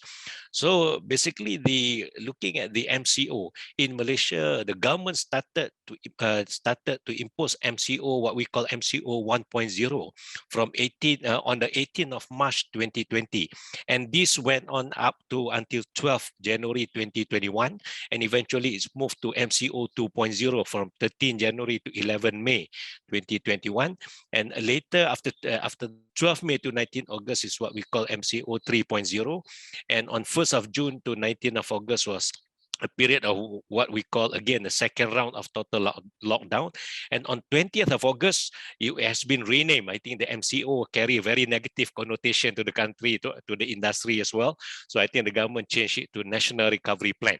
So so now we are in the era of national recovery plan. Basically, looking at the involvement of CIDB has been from day one of MCO. In fact, people are talking about, working from home and all that. I never had that chance, because the first day itself, I was called by the government, basically that time the council, asking me to basically look at the issues and facing the industry if we were to impose a total lockdown. So when the involvement of CIDB briefly is basically, number one, we are like a bridge between the private sector and the government. So I'm not really a policy maker, but more of a bridge, I would call, because basically what we do is we engage with the industry. We are lucky because we get the full cooperation of the industry. We got a lot of feedbacks and we bring it up to the government. And again, we are lucky because construction industry has been identified as one of the 5 critical industry. Because of that, we were given a number of platforms to basically voice our concern and voice out the issues of the industry. Number 2, our role is basically looking at, we assist towards the end in our vaccination program, and we managed to basically vaccinate about 105,000 construction personnel, about 60% of which is actually foreign workers. And the third one is we do enforcement. In fact, from the starting of the MCO, we have been involved in the various activities or enforcement activities, ranging from MCO 1.0 to make sure that people don't actually operate, don't actually carry out their projects, until eventually encouraging people to do projects. And also the most part of our enforcement is focused more on compliance to the SOP. That is the task given by the government to us, because when the government wanted to open up the industry, I remember the Prime Minister said to me at that time, he said, no, we only agree to open up construction industry with the assurance that CIDB will do the necessary enforcement. So that's the commitment that was given, that I had to give to the Prime Minister then. So number 4 is we evaluate a recommendation and recommend operations of company of projects. Basically, when we impose MCO 1.0, the companies, before they start the project, they have to get the approval of the CIDB, and we evaluate it. In fact, from June under MCO 3.0, from 1st June until now, we have actually evaluated about 300,000 applications, ranging from contractors, developers, and material suppliers, machine suppliers, and all that, even hardware shops. So number 5 is we are involved from day one, again, in the formulation of the SOPs for the construction industry. So basically, the movement control order, or the MCO, like I said, started on 18th of March to 13th of March. At that time, on 18th of March, the government declared total lockdown. To me, it was a new experience. Nobody know what total lockdown means. The only thing that we were told is by the government, CIDB, you go to the site and make sure that nobody operate. So at that time, imagine the whole construction industry came to a complete stop. It was something very, very different. We never experienced this before. And after having the lockdown in early April, we were called up by the Prime Minister and we were asked, what are the issues and challenges of the construction industry? We said, well, the total lockdown impacted the construction industry very, very, very hard. So what we told the government then was, we estimated about 7,500 projects came to a stop. And because of that, we will lost about 11.6 billion per month for the construction industry. This includes the materials, the labor, plants, equipment, and all that. So basically, it's a very big loss to the country. And so we told the government at the time, please open up the construction industry because we cannot afford to close it down like this. So the government then decided that, well, okay, we open partially. They say we give a number of projects to be, we allow a number of projects to operate. And that time, CIDB have been asked to evaluate all these applications, and basically the projects then that was approved or that was allowed is actually projects related to safety and health, as well as those requiring minimum workforce. Basically, that was the government emphasis to make sure that there's not too many movement, and this was imposed on 15th of April, meaning to say that our total lockdown lasted for about 1 month. And after that, what happened was, when we do that, we estimated the loss. The loss to the construction industry, it has been reduced by 4.7 billion, making a loss of about 6.69 billion per month. And again, at that time, we told the government that the construction industry cannot afford to stop, because the construction industries are not only contractors, but actually the linkages, the value chain is just so much that you cannot afford to do this. Because they are the material suppliers, they are the workers, they are a lot, the professionals as well. So there are a lot of parties that will be affected if we close down the construction industry. Thank God. On 1st of May 2020, the government said, okay, now we go for a full opening of the construction industry. So this went on until the period of MCO 12.2.0, which started on 12th of January, 13th of January to 11 May. When the government imposed MCO 2.0, at that time, the construction industry was still allowed to open. So it was allowed to open from 1st of May 2020 to about 12th of January 2021. So beyond the MCO 2.0, the government said, okay, the construction industry, since it's a critical industry, is still allowed to open. And what happened was that after that in May, the number of cases has gone up tremendously. So everybody became concerned. There were a lot of pressure for the government to close down all industries, in fact, not only construction industry. And because of that, on 1st of June, the government imposed another round of MCO. And that, at that time, again, construction industry was basically came to a complete stop. But at that time, they allow quite a number of critical and essential works. And looking at that, some of the critical work that was allowed were critical maintenance and repair works, major and critical public infrastructure construction works, building works which provide approved workers accommodation, and also the construction supply chain involved in those particular projects that was allowed to operate. So it's very limited kind of opening up.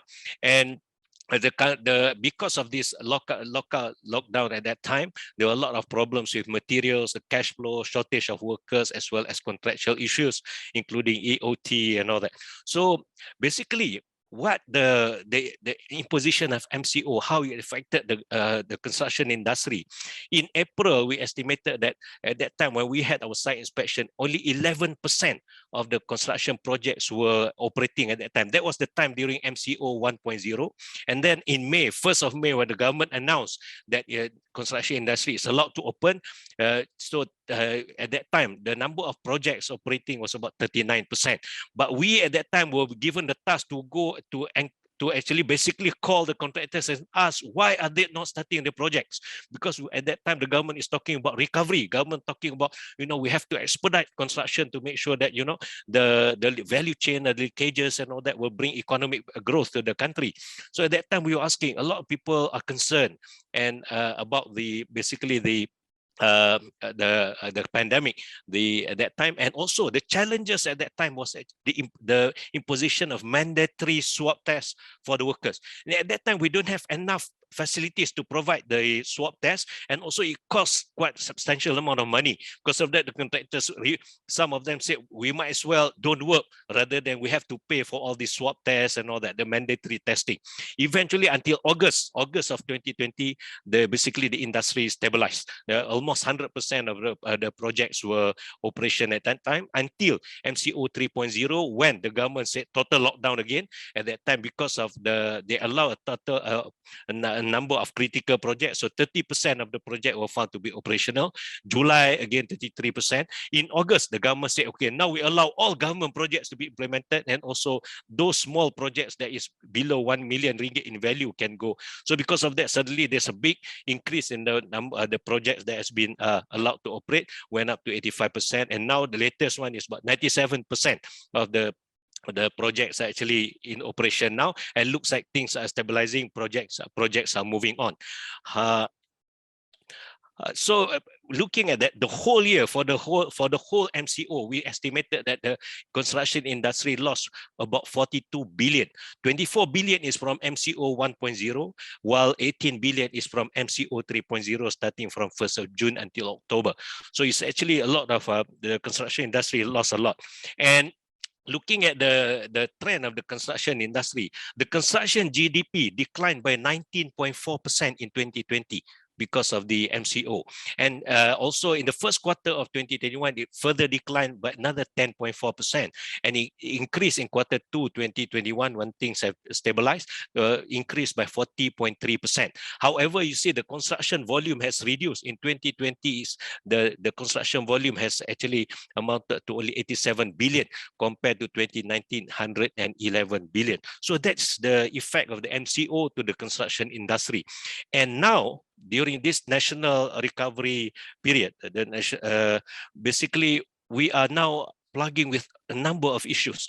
And the major issues faced by the contractors now are actually the increased cost of doing business. And this come about because of the increase in cost of materials and the increase in cost of labor, the cost of complying to the SOPs, and also the need for them to provide workers accommodation. That's one. The second part is there are also the challenges that we face is basically related to the contractual issues, the issues of extension of time, the issues of LAD. This has come about. And the third one is actually basically the issues of restarting and to implement the projects.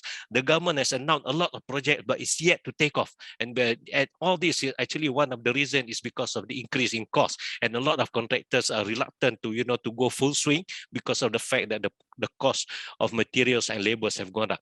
You see the increase of material prices, for example, mild steel has gone up from October 2020 to August 2021 has gone up by 45%. Bitumen has gone up by 9%, cement is by 6%.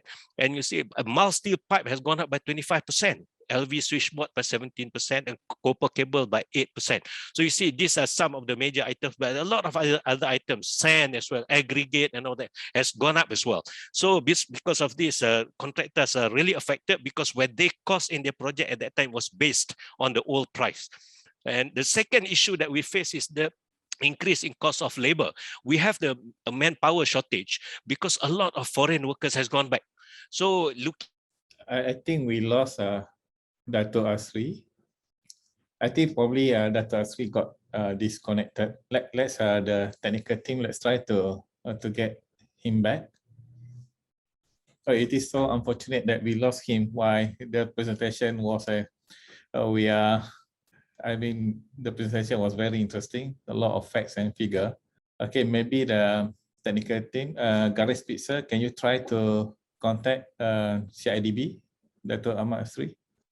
So we have our technical team from Garis Pizza. So I hope that Garis Pizza will try to contact Dato' Ahmad Asri, and while waiting for him to come back, I would like to advise the participant, if you have any question, okay, please put your question in the Q&A box, not in the chat box.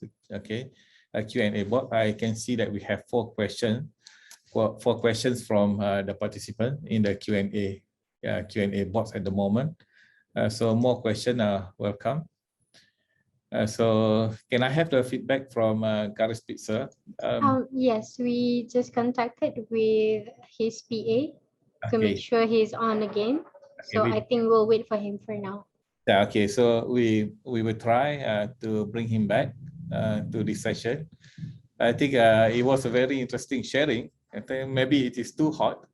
So I think what part of the Dato' Asri sharing just now on the statistic about exponential increase on the building material, construction material prices, I can see what Kita Yupendra also shared previously.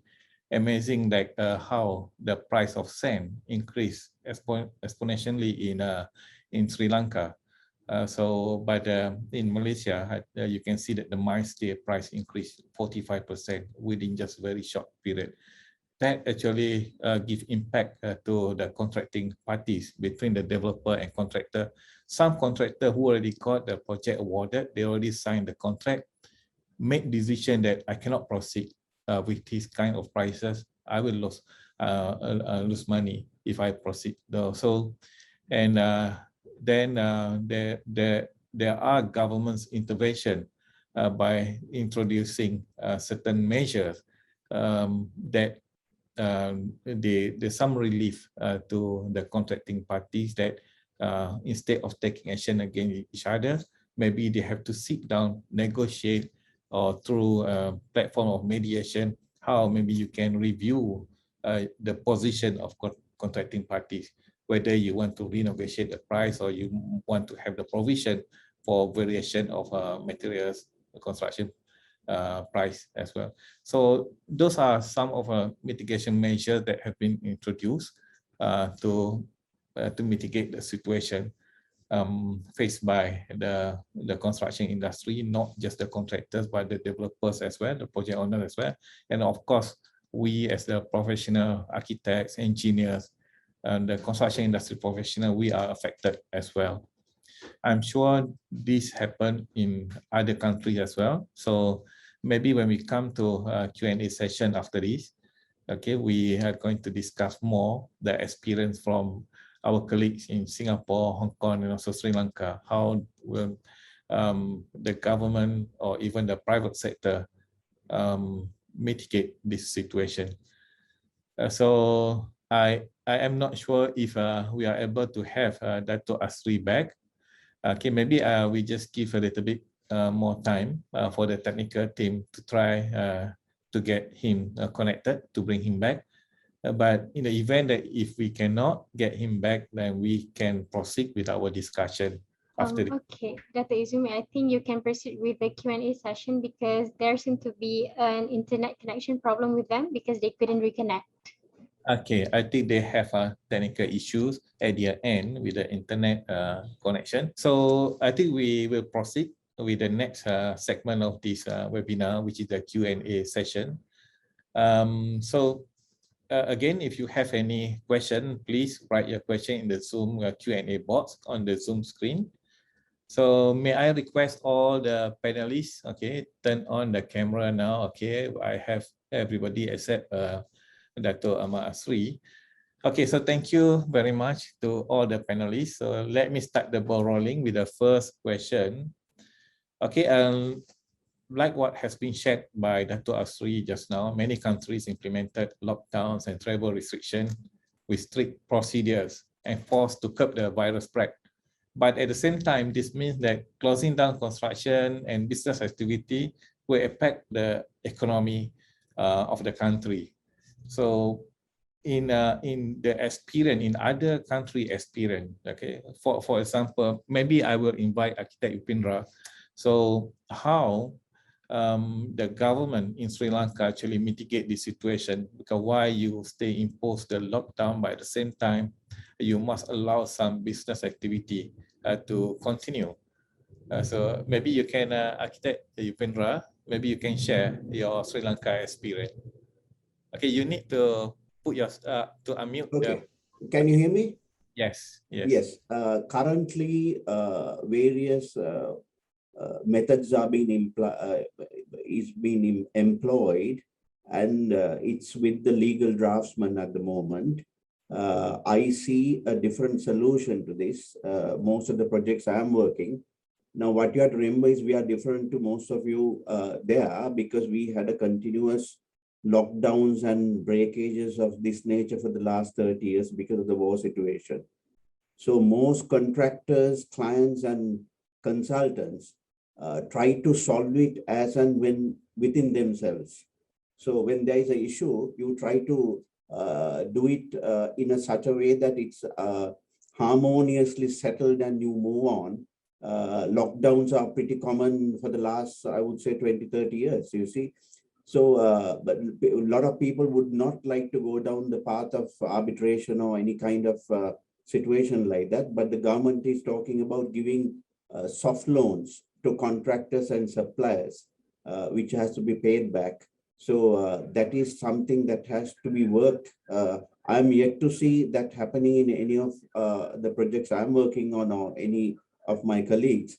It is, I think we are, kind of thick-skinned about these things, being the Sri Lanka for what it's worth. We have kind of, in between yes and no, so many other answers. So we look for those answers as the first measure, and then we look for other mitigating methods when the government offers them. Thank you. Okay, thank you, Architect Upindra.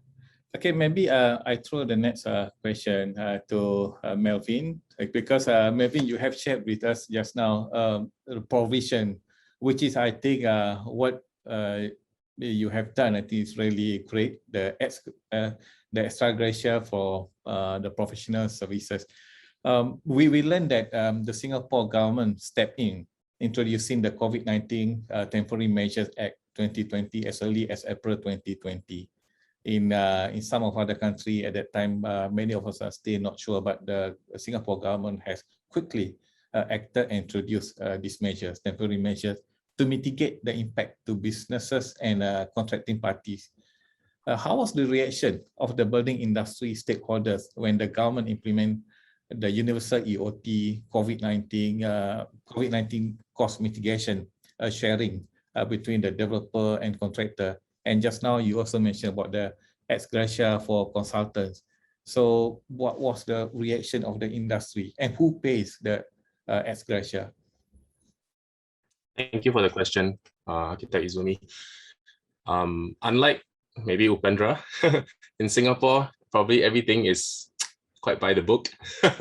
So, I mean, I think it's good that the government comes out with certain directives, and it's very easily picked up. So generally in Singapore, in terms of our relationship between the ground and the government, whenever directives comes out, we easily follow in line. I think that's something that happens in Singapore quite often, right? So when the COTMA came out, primarily it was to suspend any action that could be taken amongst the contracting parties. So quite easily accepted by all parties at that point of time, because it was a difficult time. It basically suspended any legal issues. So everyone was kind of like kept safe for a while we figured out how to get out of the pandemic, right? Now, the universal EOT of 122 days coincides mostly with the suspension, which is a circuit breaker, where no work was allowed, 100% no work was allowed.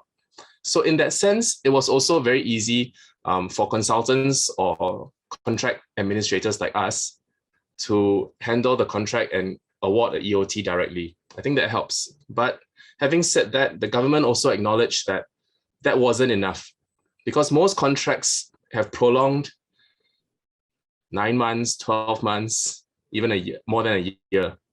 So 122 days really doesn't cover for that long prolongation.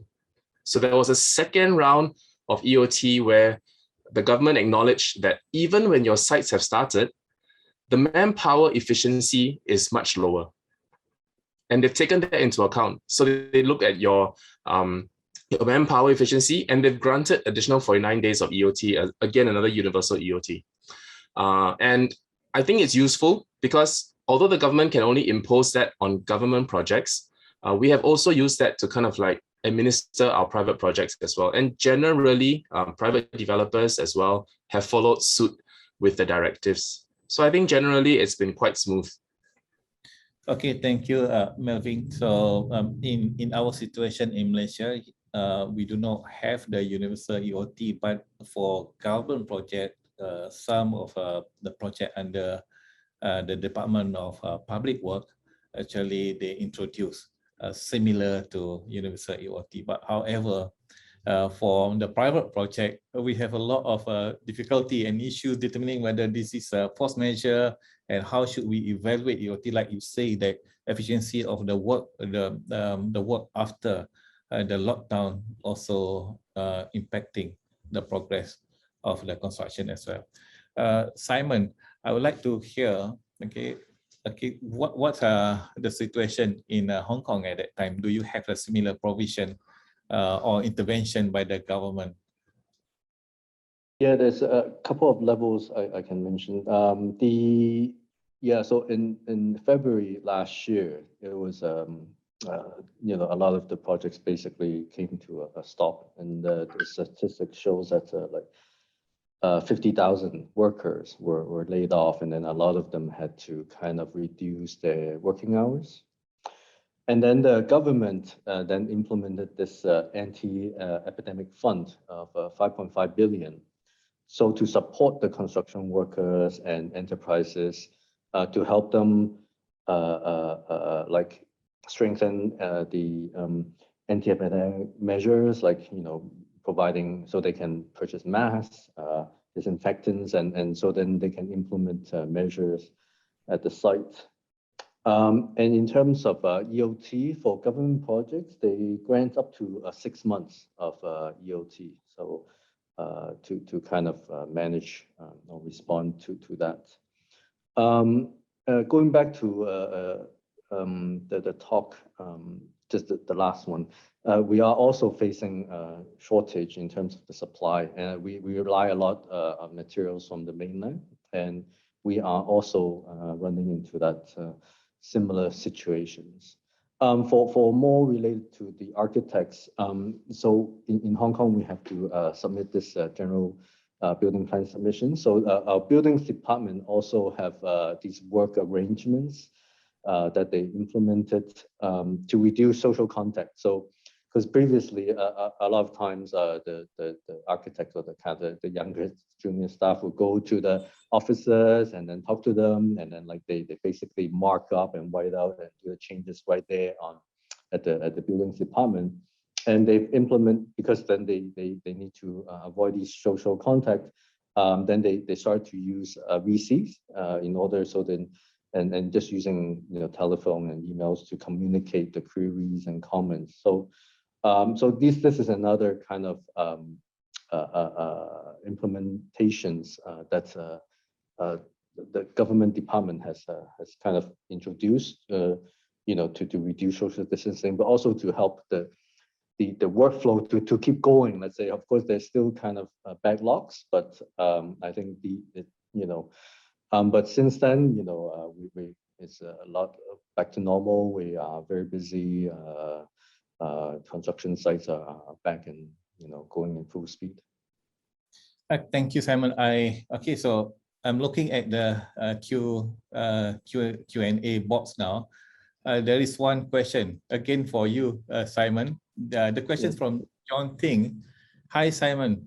Is there any concern of the twindemic in Hong Kong when winter comes around? It is of some concern in North America. To answer, I think a bit. Yeah, I think last year we all thought the virus itself would be more active, let's say in the more cold weather. Yeah. I think we've learned that at least here it's less so. I think because of our climate in general, but also I think it's more about just personal hygiene, and then another one is how do we control the imports, the people coming back from abroad, to control them spreading. Because I think recently we have been very good with very few or none local cases, and the majority of the cases are actually from abroad, but then they are detected while they're in quarantine, because we have these 14-day quarantine measures. So, and then they, every 2 days or 3 days that they have to get tested. So, and they are, able to actually catch these cases and then and deal with them before they get into the society. So, I think this measurement is more important, and I think less so depending on the season, let's say. Yeah. So winter is approaching soon. So do you foresee that there will be a sudden increase that will affect the economic activities or business activities? I hope not. Yeah, I can't say. But again, it's really kind of controlling the people coming back, let's say, from abroad. Okay, so there's another question also from John Ting to you. So any possibility of Hong Kong and China to view this pandemic as endemic anytime soon? I think that really comes as a question for the government agencies, let's say. I think, yeah, Hong Kong and China does take a different view. We are striving for kind of zero case rather than this endemic idea. So I don't know. I don't think there's any kind of that kind of concept coming soon in Hong Kong or China. Okay. The next question addressed to, it's not a question. I think this is a compliment message to Upendra. Hi Upendra, glad you mentioned a new area of study, environmental neuroscience. Thanks. if possible, share more of your understanding of environmental neuroscience. So I think I really appreciate what Yupendra mentioned just now. I think even the quote that the pandemic shaped architecture shaped behavior. I think there is. Can I say something? There's a lot of stuff on the net. Salk Institute has this connection with architecture schools, and they have a regular meeting on neuroscience and architecture. There are some universities that offer architecture and neuroscience together. Yes. And there are a lot of publications looking at this concept of the empathy neuron, the so-called neuron that creates empathy in the humankind is different to what other animals have. So there's a lot of research done on that. So you can check on that. Salk Institute has a lot of data on that on the internet. Thank you. I believe that this question is also for you. Okay, about ARCASIA Hospital. How would we arrange clean, fresh air when you create a high negative pressure?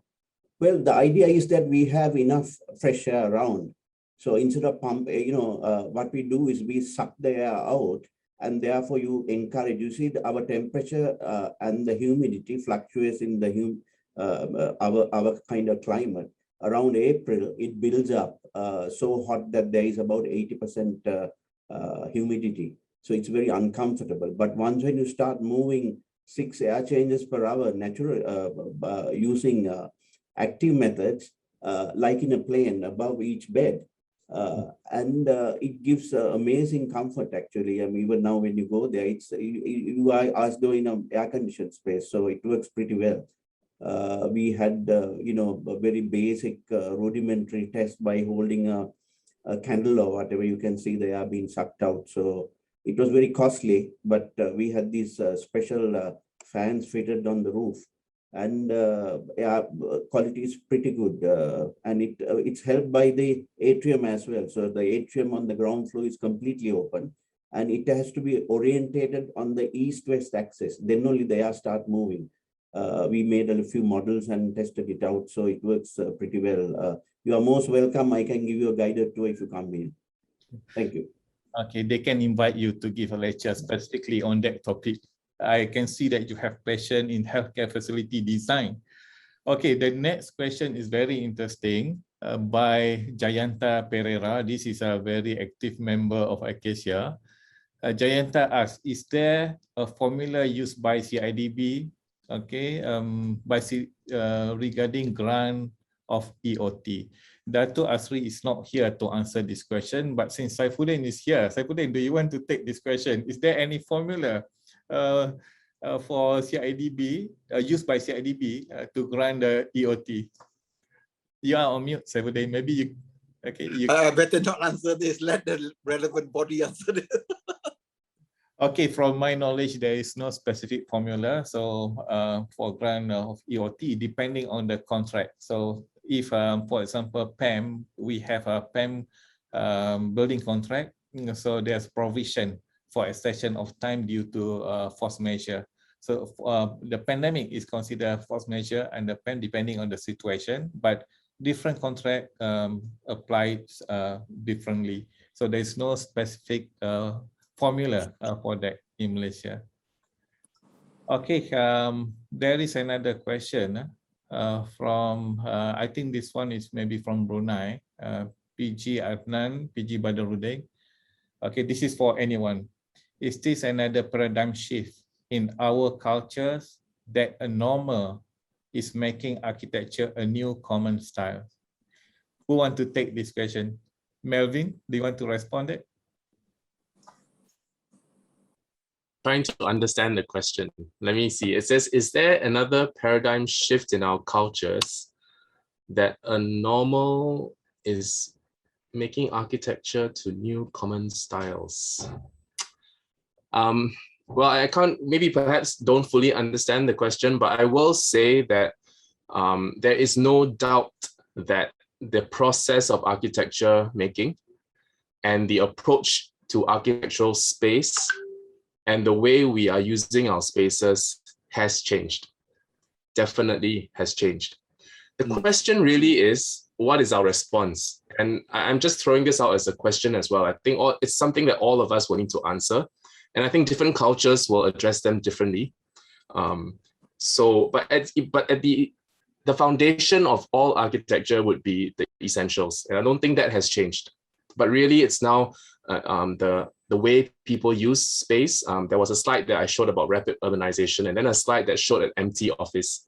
A lot of developers are also looking at, even architect Upendra talked about it, that some of his commercial buildings now have healthcare spaces, if that's what I understood correctly just now.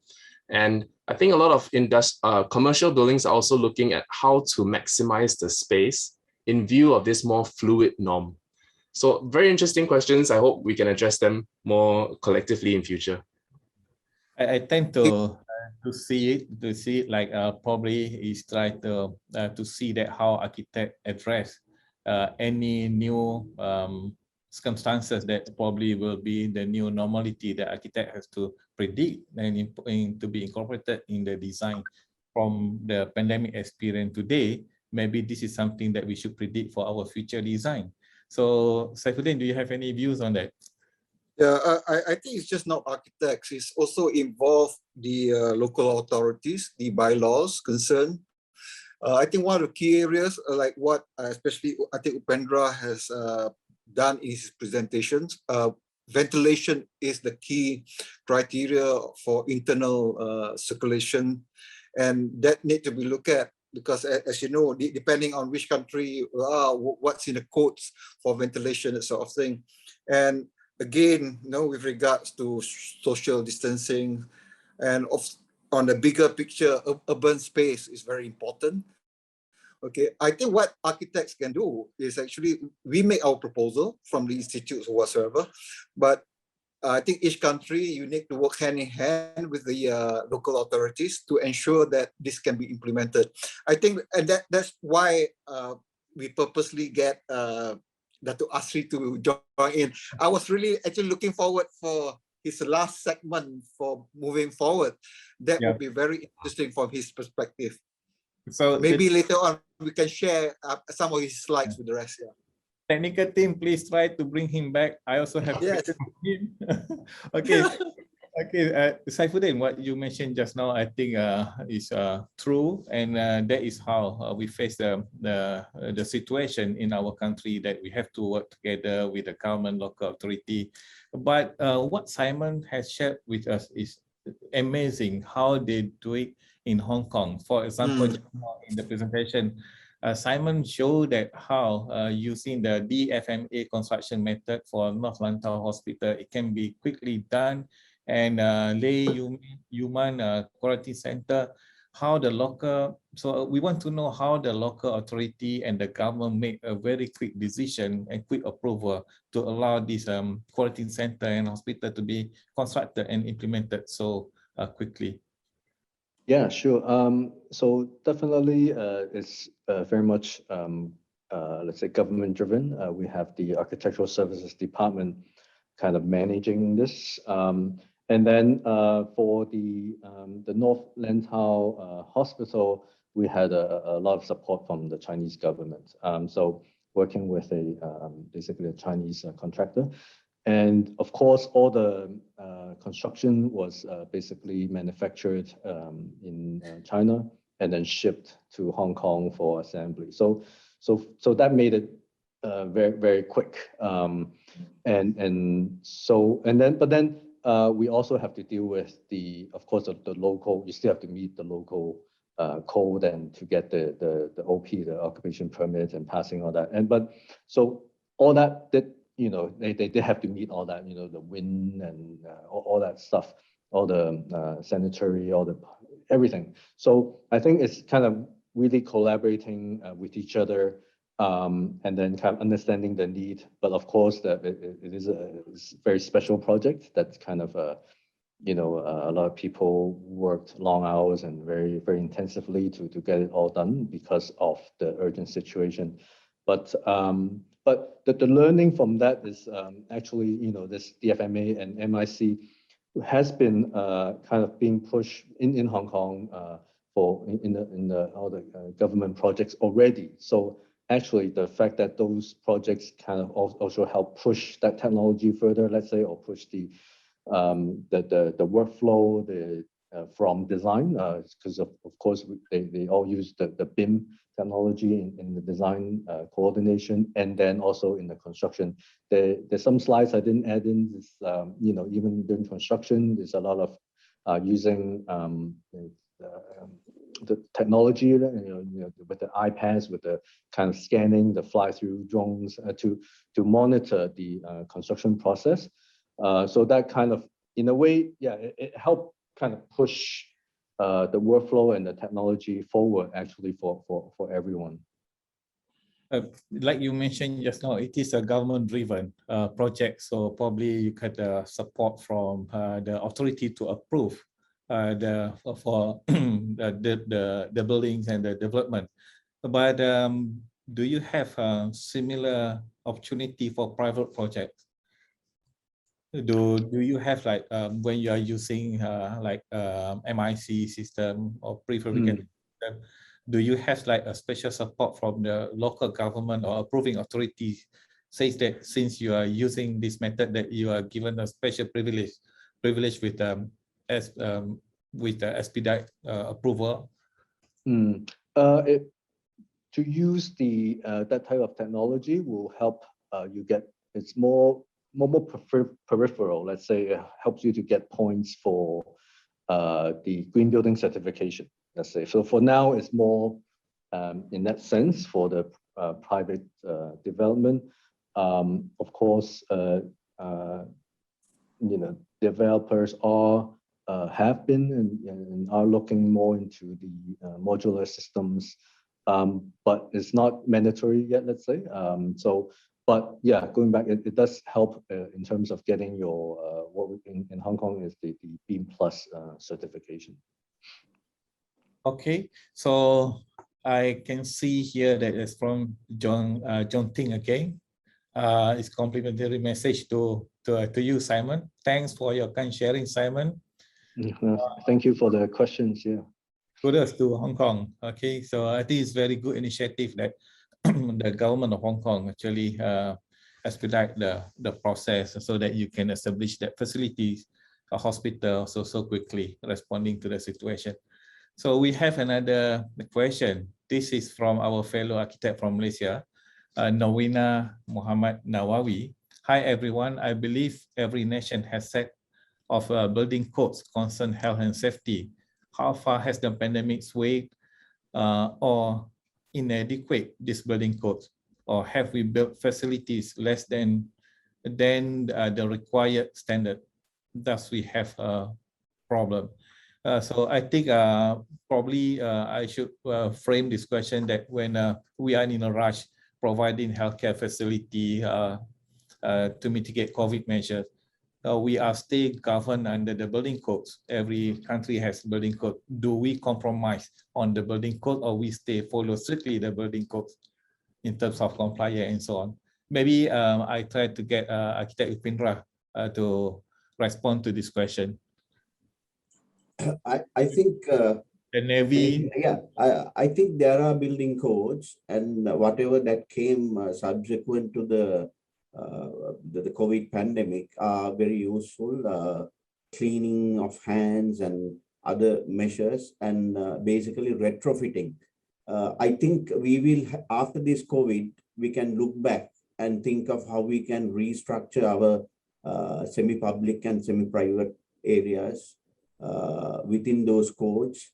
And I think it's a good thing, because pandemics are here to come from time to time. We were caught not ready, architects as well as doctors for sure. You see, what's more important is that this is happening real time. Now, doctors themselves didn't know what was going on for a long time. And for the first time, doctors were caught unaware, and it exposed that doctors are no more in control of pandemics like that. So it's your problem. You have to learn to live. And that's why I stress the point that we have to think of a new lifestyle from now on. where we can avoid such situations like that. Buildings can only help. But if you go to a nightclub and, get COVID again, that's your problem. You see, it's simple as that. So building regulations are important, of course. We have to stick to that. Whether we have gone overboard, I don't know. I'm not sure, because we are yet to see, post-pandemic, post-mortem can happen maybe another 6 months later, maybe, because it's happening in real time at the moment. So one needs to step back and see whether we have done things right or wrong. Yeah, I think, I agree with you. I remember, I think 15 years ago, post-SARS, I visited Singapore. So at that time, I was briefed by the hospital operator in Singapore that during the crisis of SARS, there was like an immediate response where actually they also use a cabin, the container, as for emergency spaces. So maybe, I'm not sure, maybe Melvin or President Rita, do you want to share some insight of the mitigation program at that time, how to respond to SARS, and how that experience from SARS has now been used during this COVID pandemic? Rita, President Rita, do you want to respond to that? And maybe later, Melvin first. The Melvin. panelists first. Okay, Melvin, you first. I thought I want to give to ladies first, but maybe. I'm not a panelist today. Actually, SARS was in 2003. It was quite some time ago. And the SARS virus and the COVID virus is quite different. SARS was very lethal and very quickly transmitted, whereas COVID was not as quickly transmitted, but also not as lethal. And there were different requirements to deal with it. So I think it's a bit difficult to make that comparison in my particular opinion. But what was constant was the need to quickly swing spaces to allow isolation. And so in today's hospital design, and I touched on it in the workers' dormitory earlier, the idea of the void deck is really the idea of a swing space. And this also occurs in the hospital designs in Singapore today, be it in the first story or be it in an empty space right next to the hospital. These are, in terms of master planning, left empty for a swing space to be easily converted quickly to deal with swells of cases or contractions of cases. If I may just, since I have the stage, I'll just touch a bit on that question earlier about building codes. Recently, our Singapore BCA also changed the code to require additional ventilation. So our BCA codes ask for 5% ventilation for any particular space, but now there's instituted increased percentage of ventilation and for natural ventilation in recognition of this COVID. So that's one small example I'd like to share about how building codes are moving with the times to take into account what we're learning from COVID. Thank you. Yeah, I think that's just very much what Melvin had said. Now, SARS, the lessons learned actually put Singapore in a good state when we react to COVID, although it's similar, but yet not the same. Yeah, I think we need to really take cognizance of the fact that we have to be prepared. I think we learned from lessons from SARS so that in COVID-19, we are able to kind of leverage on it. And I think if you probably have heard, we are preparing in the event we will be hit by disease X in don't know which year. But I think generally it's the whole idea of building. And I reckon our built environment is very important. Cross ventilation, natural ventilation is very important. I think now, Upenda said about air change. Now we've moved it to, I think, 12 air change for certain areas which need isolation. So again, I think we learned and benefited from lessons before. And I guess as a whole, if you may ask me, I reckon in Asia, our so-called vernacular kind of architecture has always embedded cross ventilation, natural ventilation, a lot of open spaces, that you allow for it to be multi-use. And as and when, you need something that to be scaled up, you have the space to work on it. I mean, this is in general, the idea that many of our ARCASIA member countries have that kind of culture. So I reckon since I'm the president now, I think we need to understand that the COVID is it's a disease that hit us, and really, like what many of the speakers said, we really need to look at climate change, the impact, the way we have handled our planet is very important. Now that it's even more urgent for us to look at the basis of what actually created this pandemic, in that sense.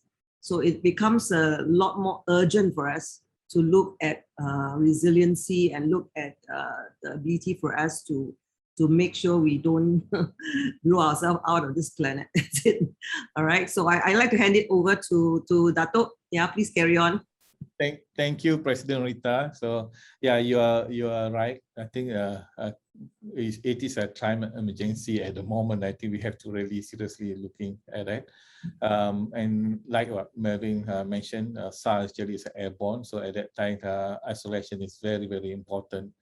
So I can see that Architect Saifuddin want to say something. Architect Saifuddin is the chairman of 2 hospitals, board of hospital in Malaysia, which is a very, very important university hospital and the private hospital. So Saifuddin, you want to add something on that?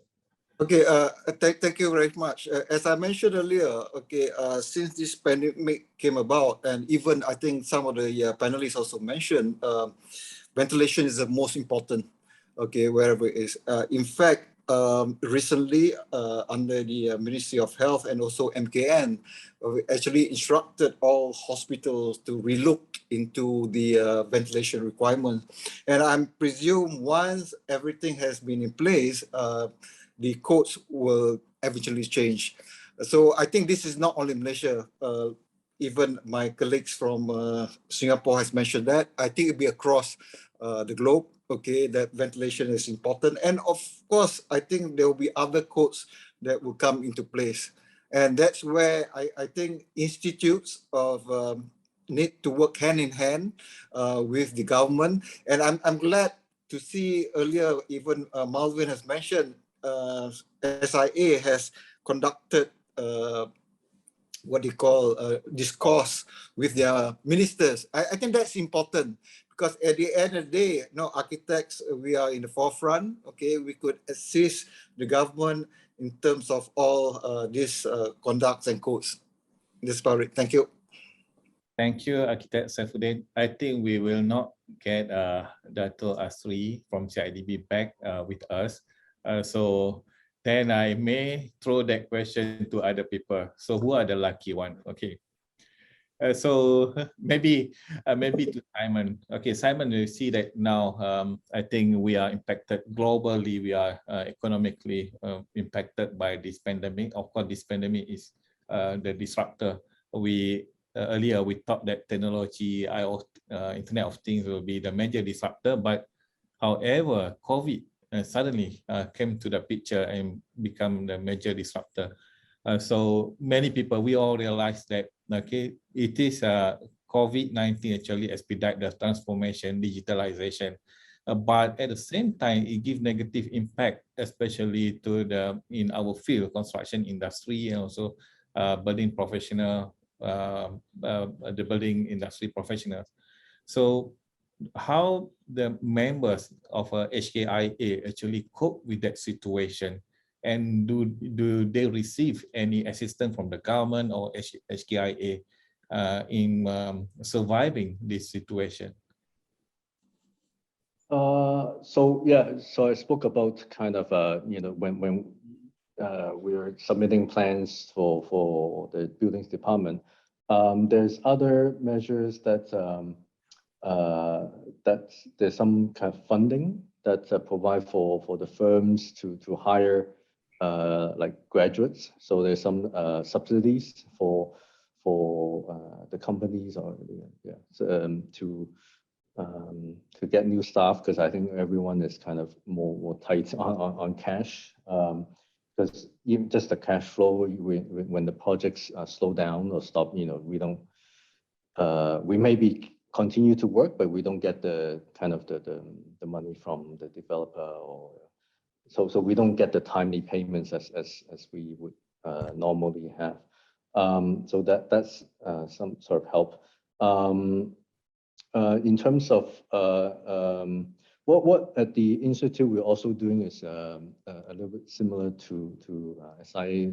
We want to help promote the younger firms with work. So we work with the government departments to implement these small scale design competitions, so that the smaller firms, the younger firms can have opportunity to get work. Because during this time, of course, even big firms have a hard time on getting projects. So those are kind of the things that we work with ASD, Architectural Services Department, to look into. Even we have a big competition on public toilets actually in Hong Kong. So the projects like this help to promote and give work to the younger firms. Thank you, Simon. I think it is important to maintain positivity, so that at PAM also we conducted, I think in the last 6-7 months, we have 3 major design competition. So we have to maintain our members' positivity so that they know there is hope, so that at least there's some work for them to do. At the same time, at PAM, we also collaborate with one commercial bank to provide loan to our members at a very low interest rate. If you want to apply, you have to be our member. Okay. So this is one way that we feel that we can help our members who really in the needs of cash flow to help to keep them afloat during this situation.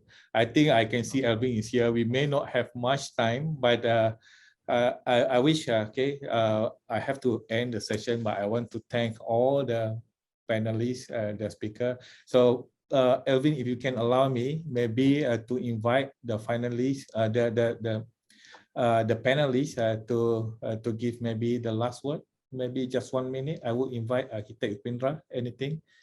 The final. Yes, I would like to stress the need for architects to get involved at decision-making levels. Usually, we are the last to get a brief to our hand by the time it's too late. So if we can get involved at the higher level of decision-making, we can make a change and create a new lifestyle, because this lifestyle is not sustainable anymore. 3% growth all over the world will lead to a disaster. We just can't go on like this anymore. So it's architects' duty to get involved and make public awareness and all that sort of thing. Okay, thank you. Thank you, Architect Upendra. Thank you for joining us. And Architect Melvin, any last? From my point of view, I think a bit more from what Upendra said. I think we're all multitasking. We're all looking at various prongs. It's very important that we continue to engage, not just above, but also at the ground. We've learned a lot from COVID, but I think we continue to learn, and I'd like to encourage everyone to stay strong. Thank you. Thank you, Architect Melvin and Simon. Any addition? Yeah, so well, thanks again for this session. I think it's very fruitful. Personally, I think from a more design point of view, I do think we need to kind of think more broadly when we're designing.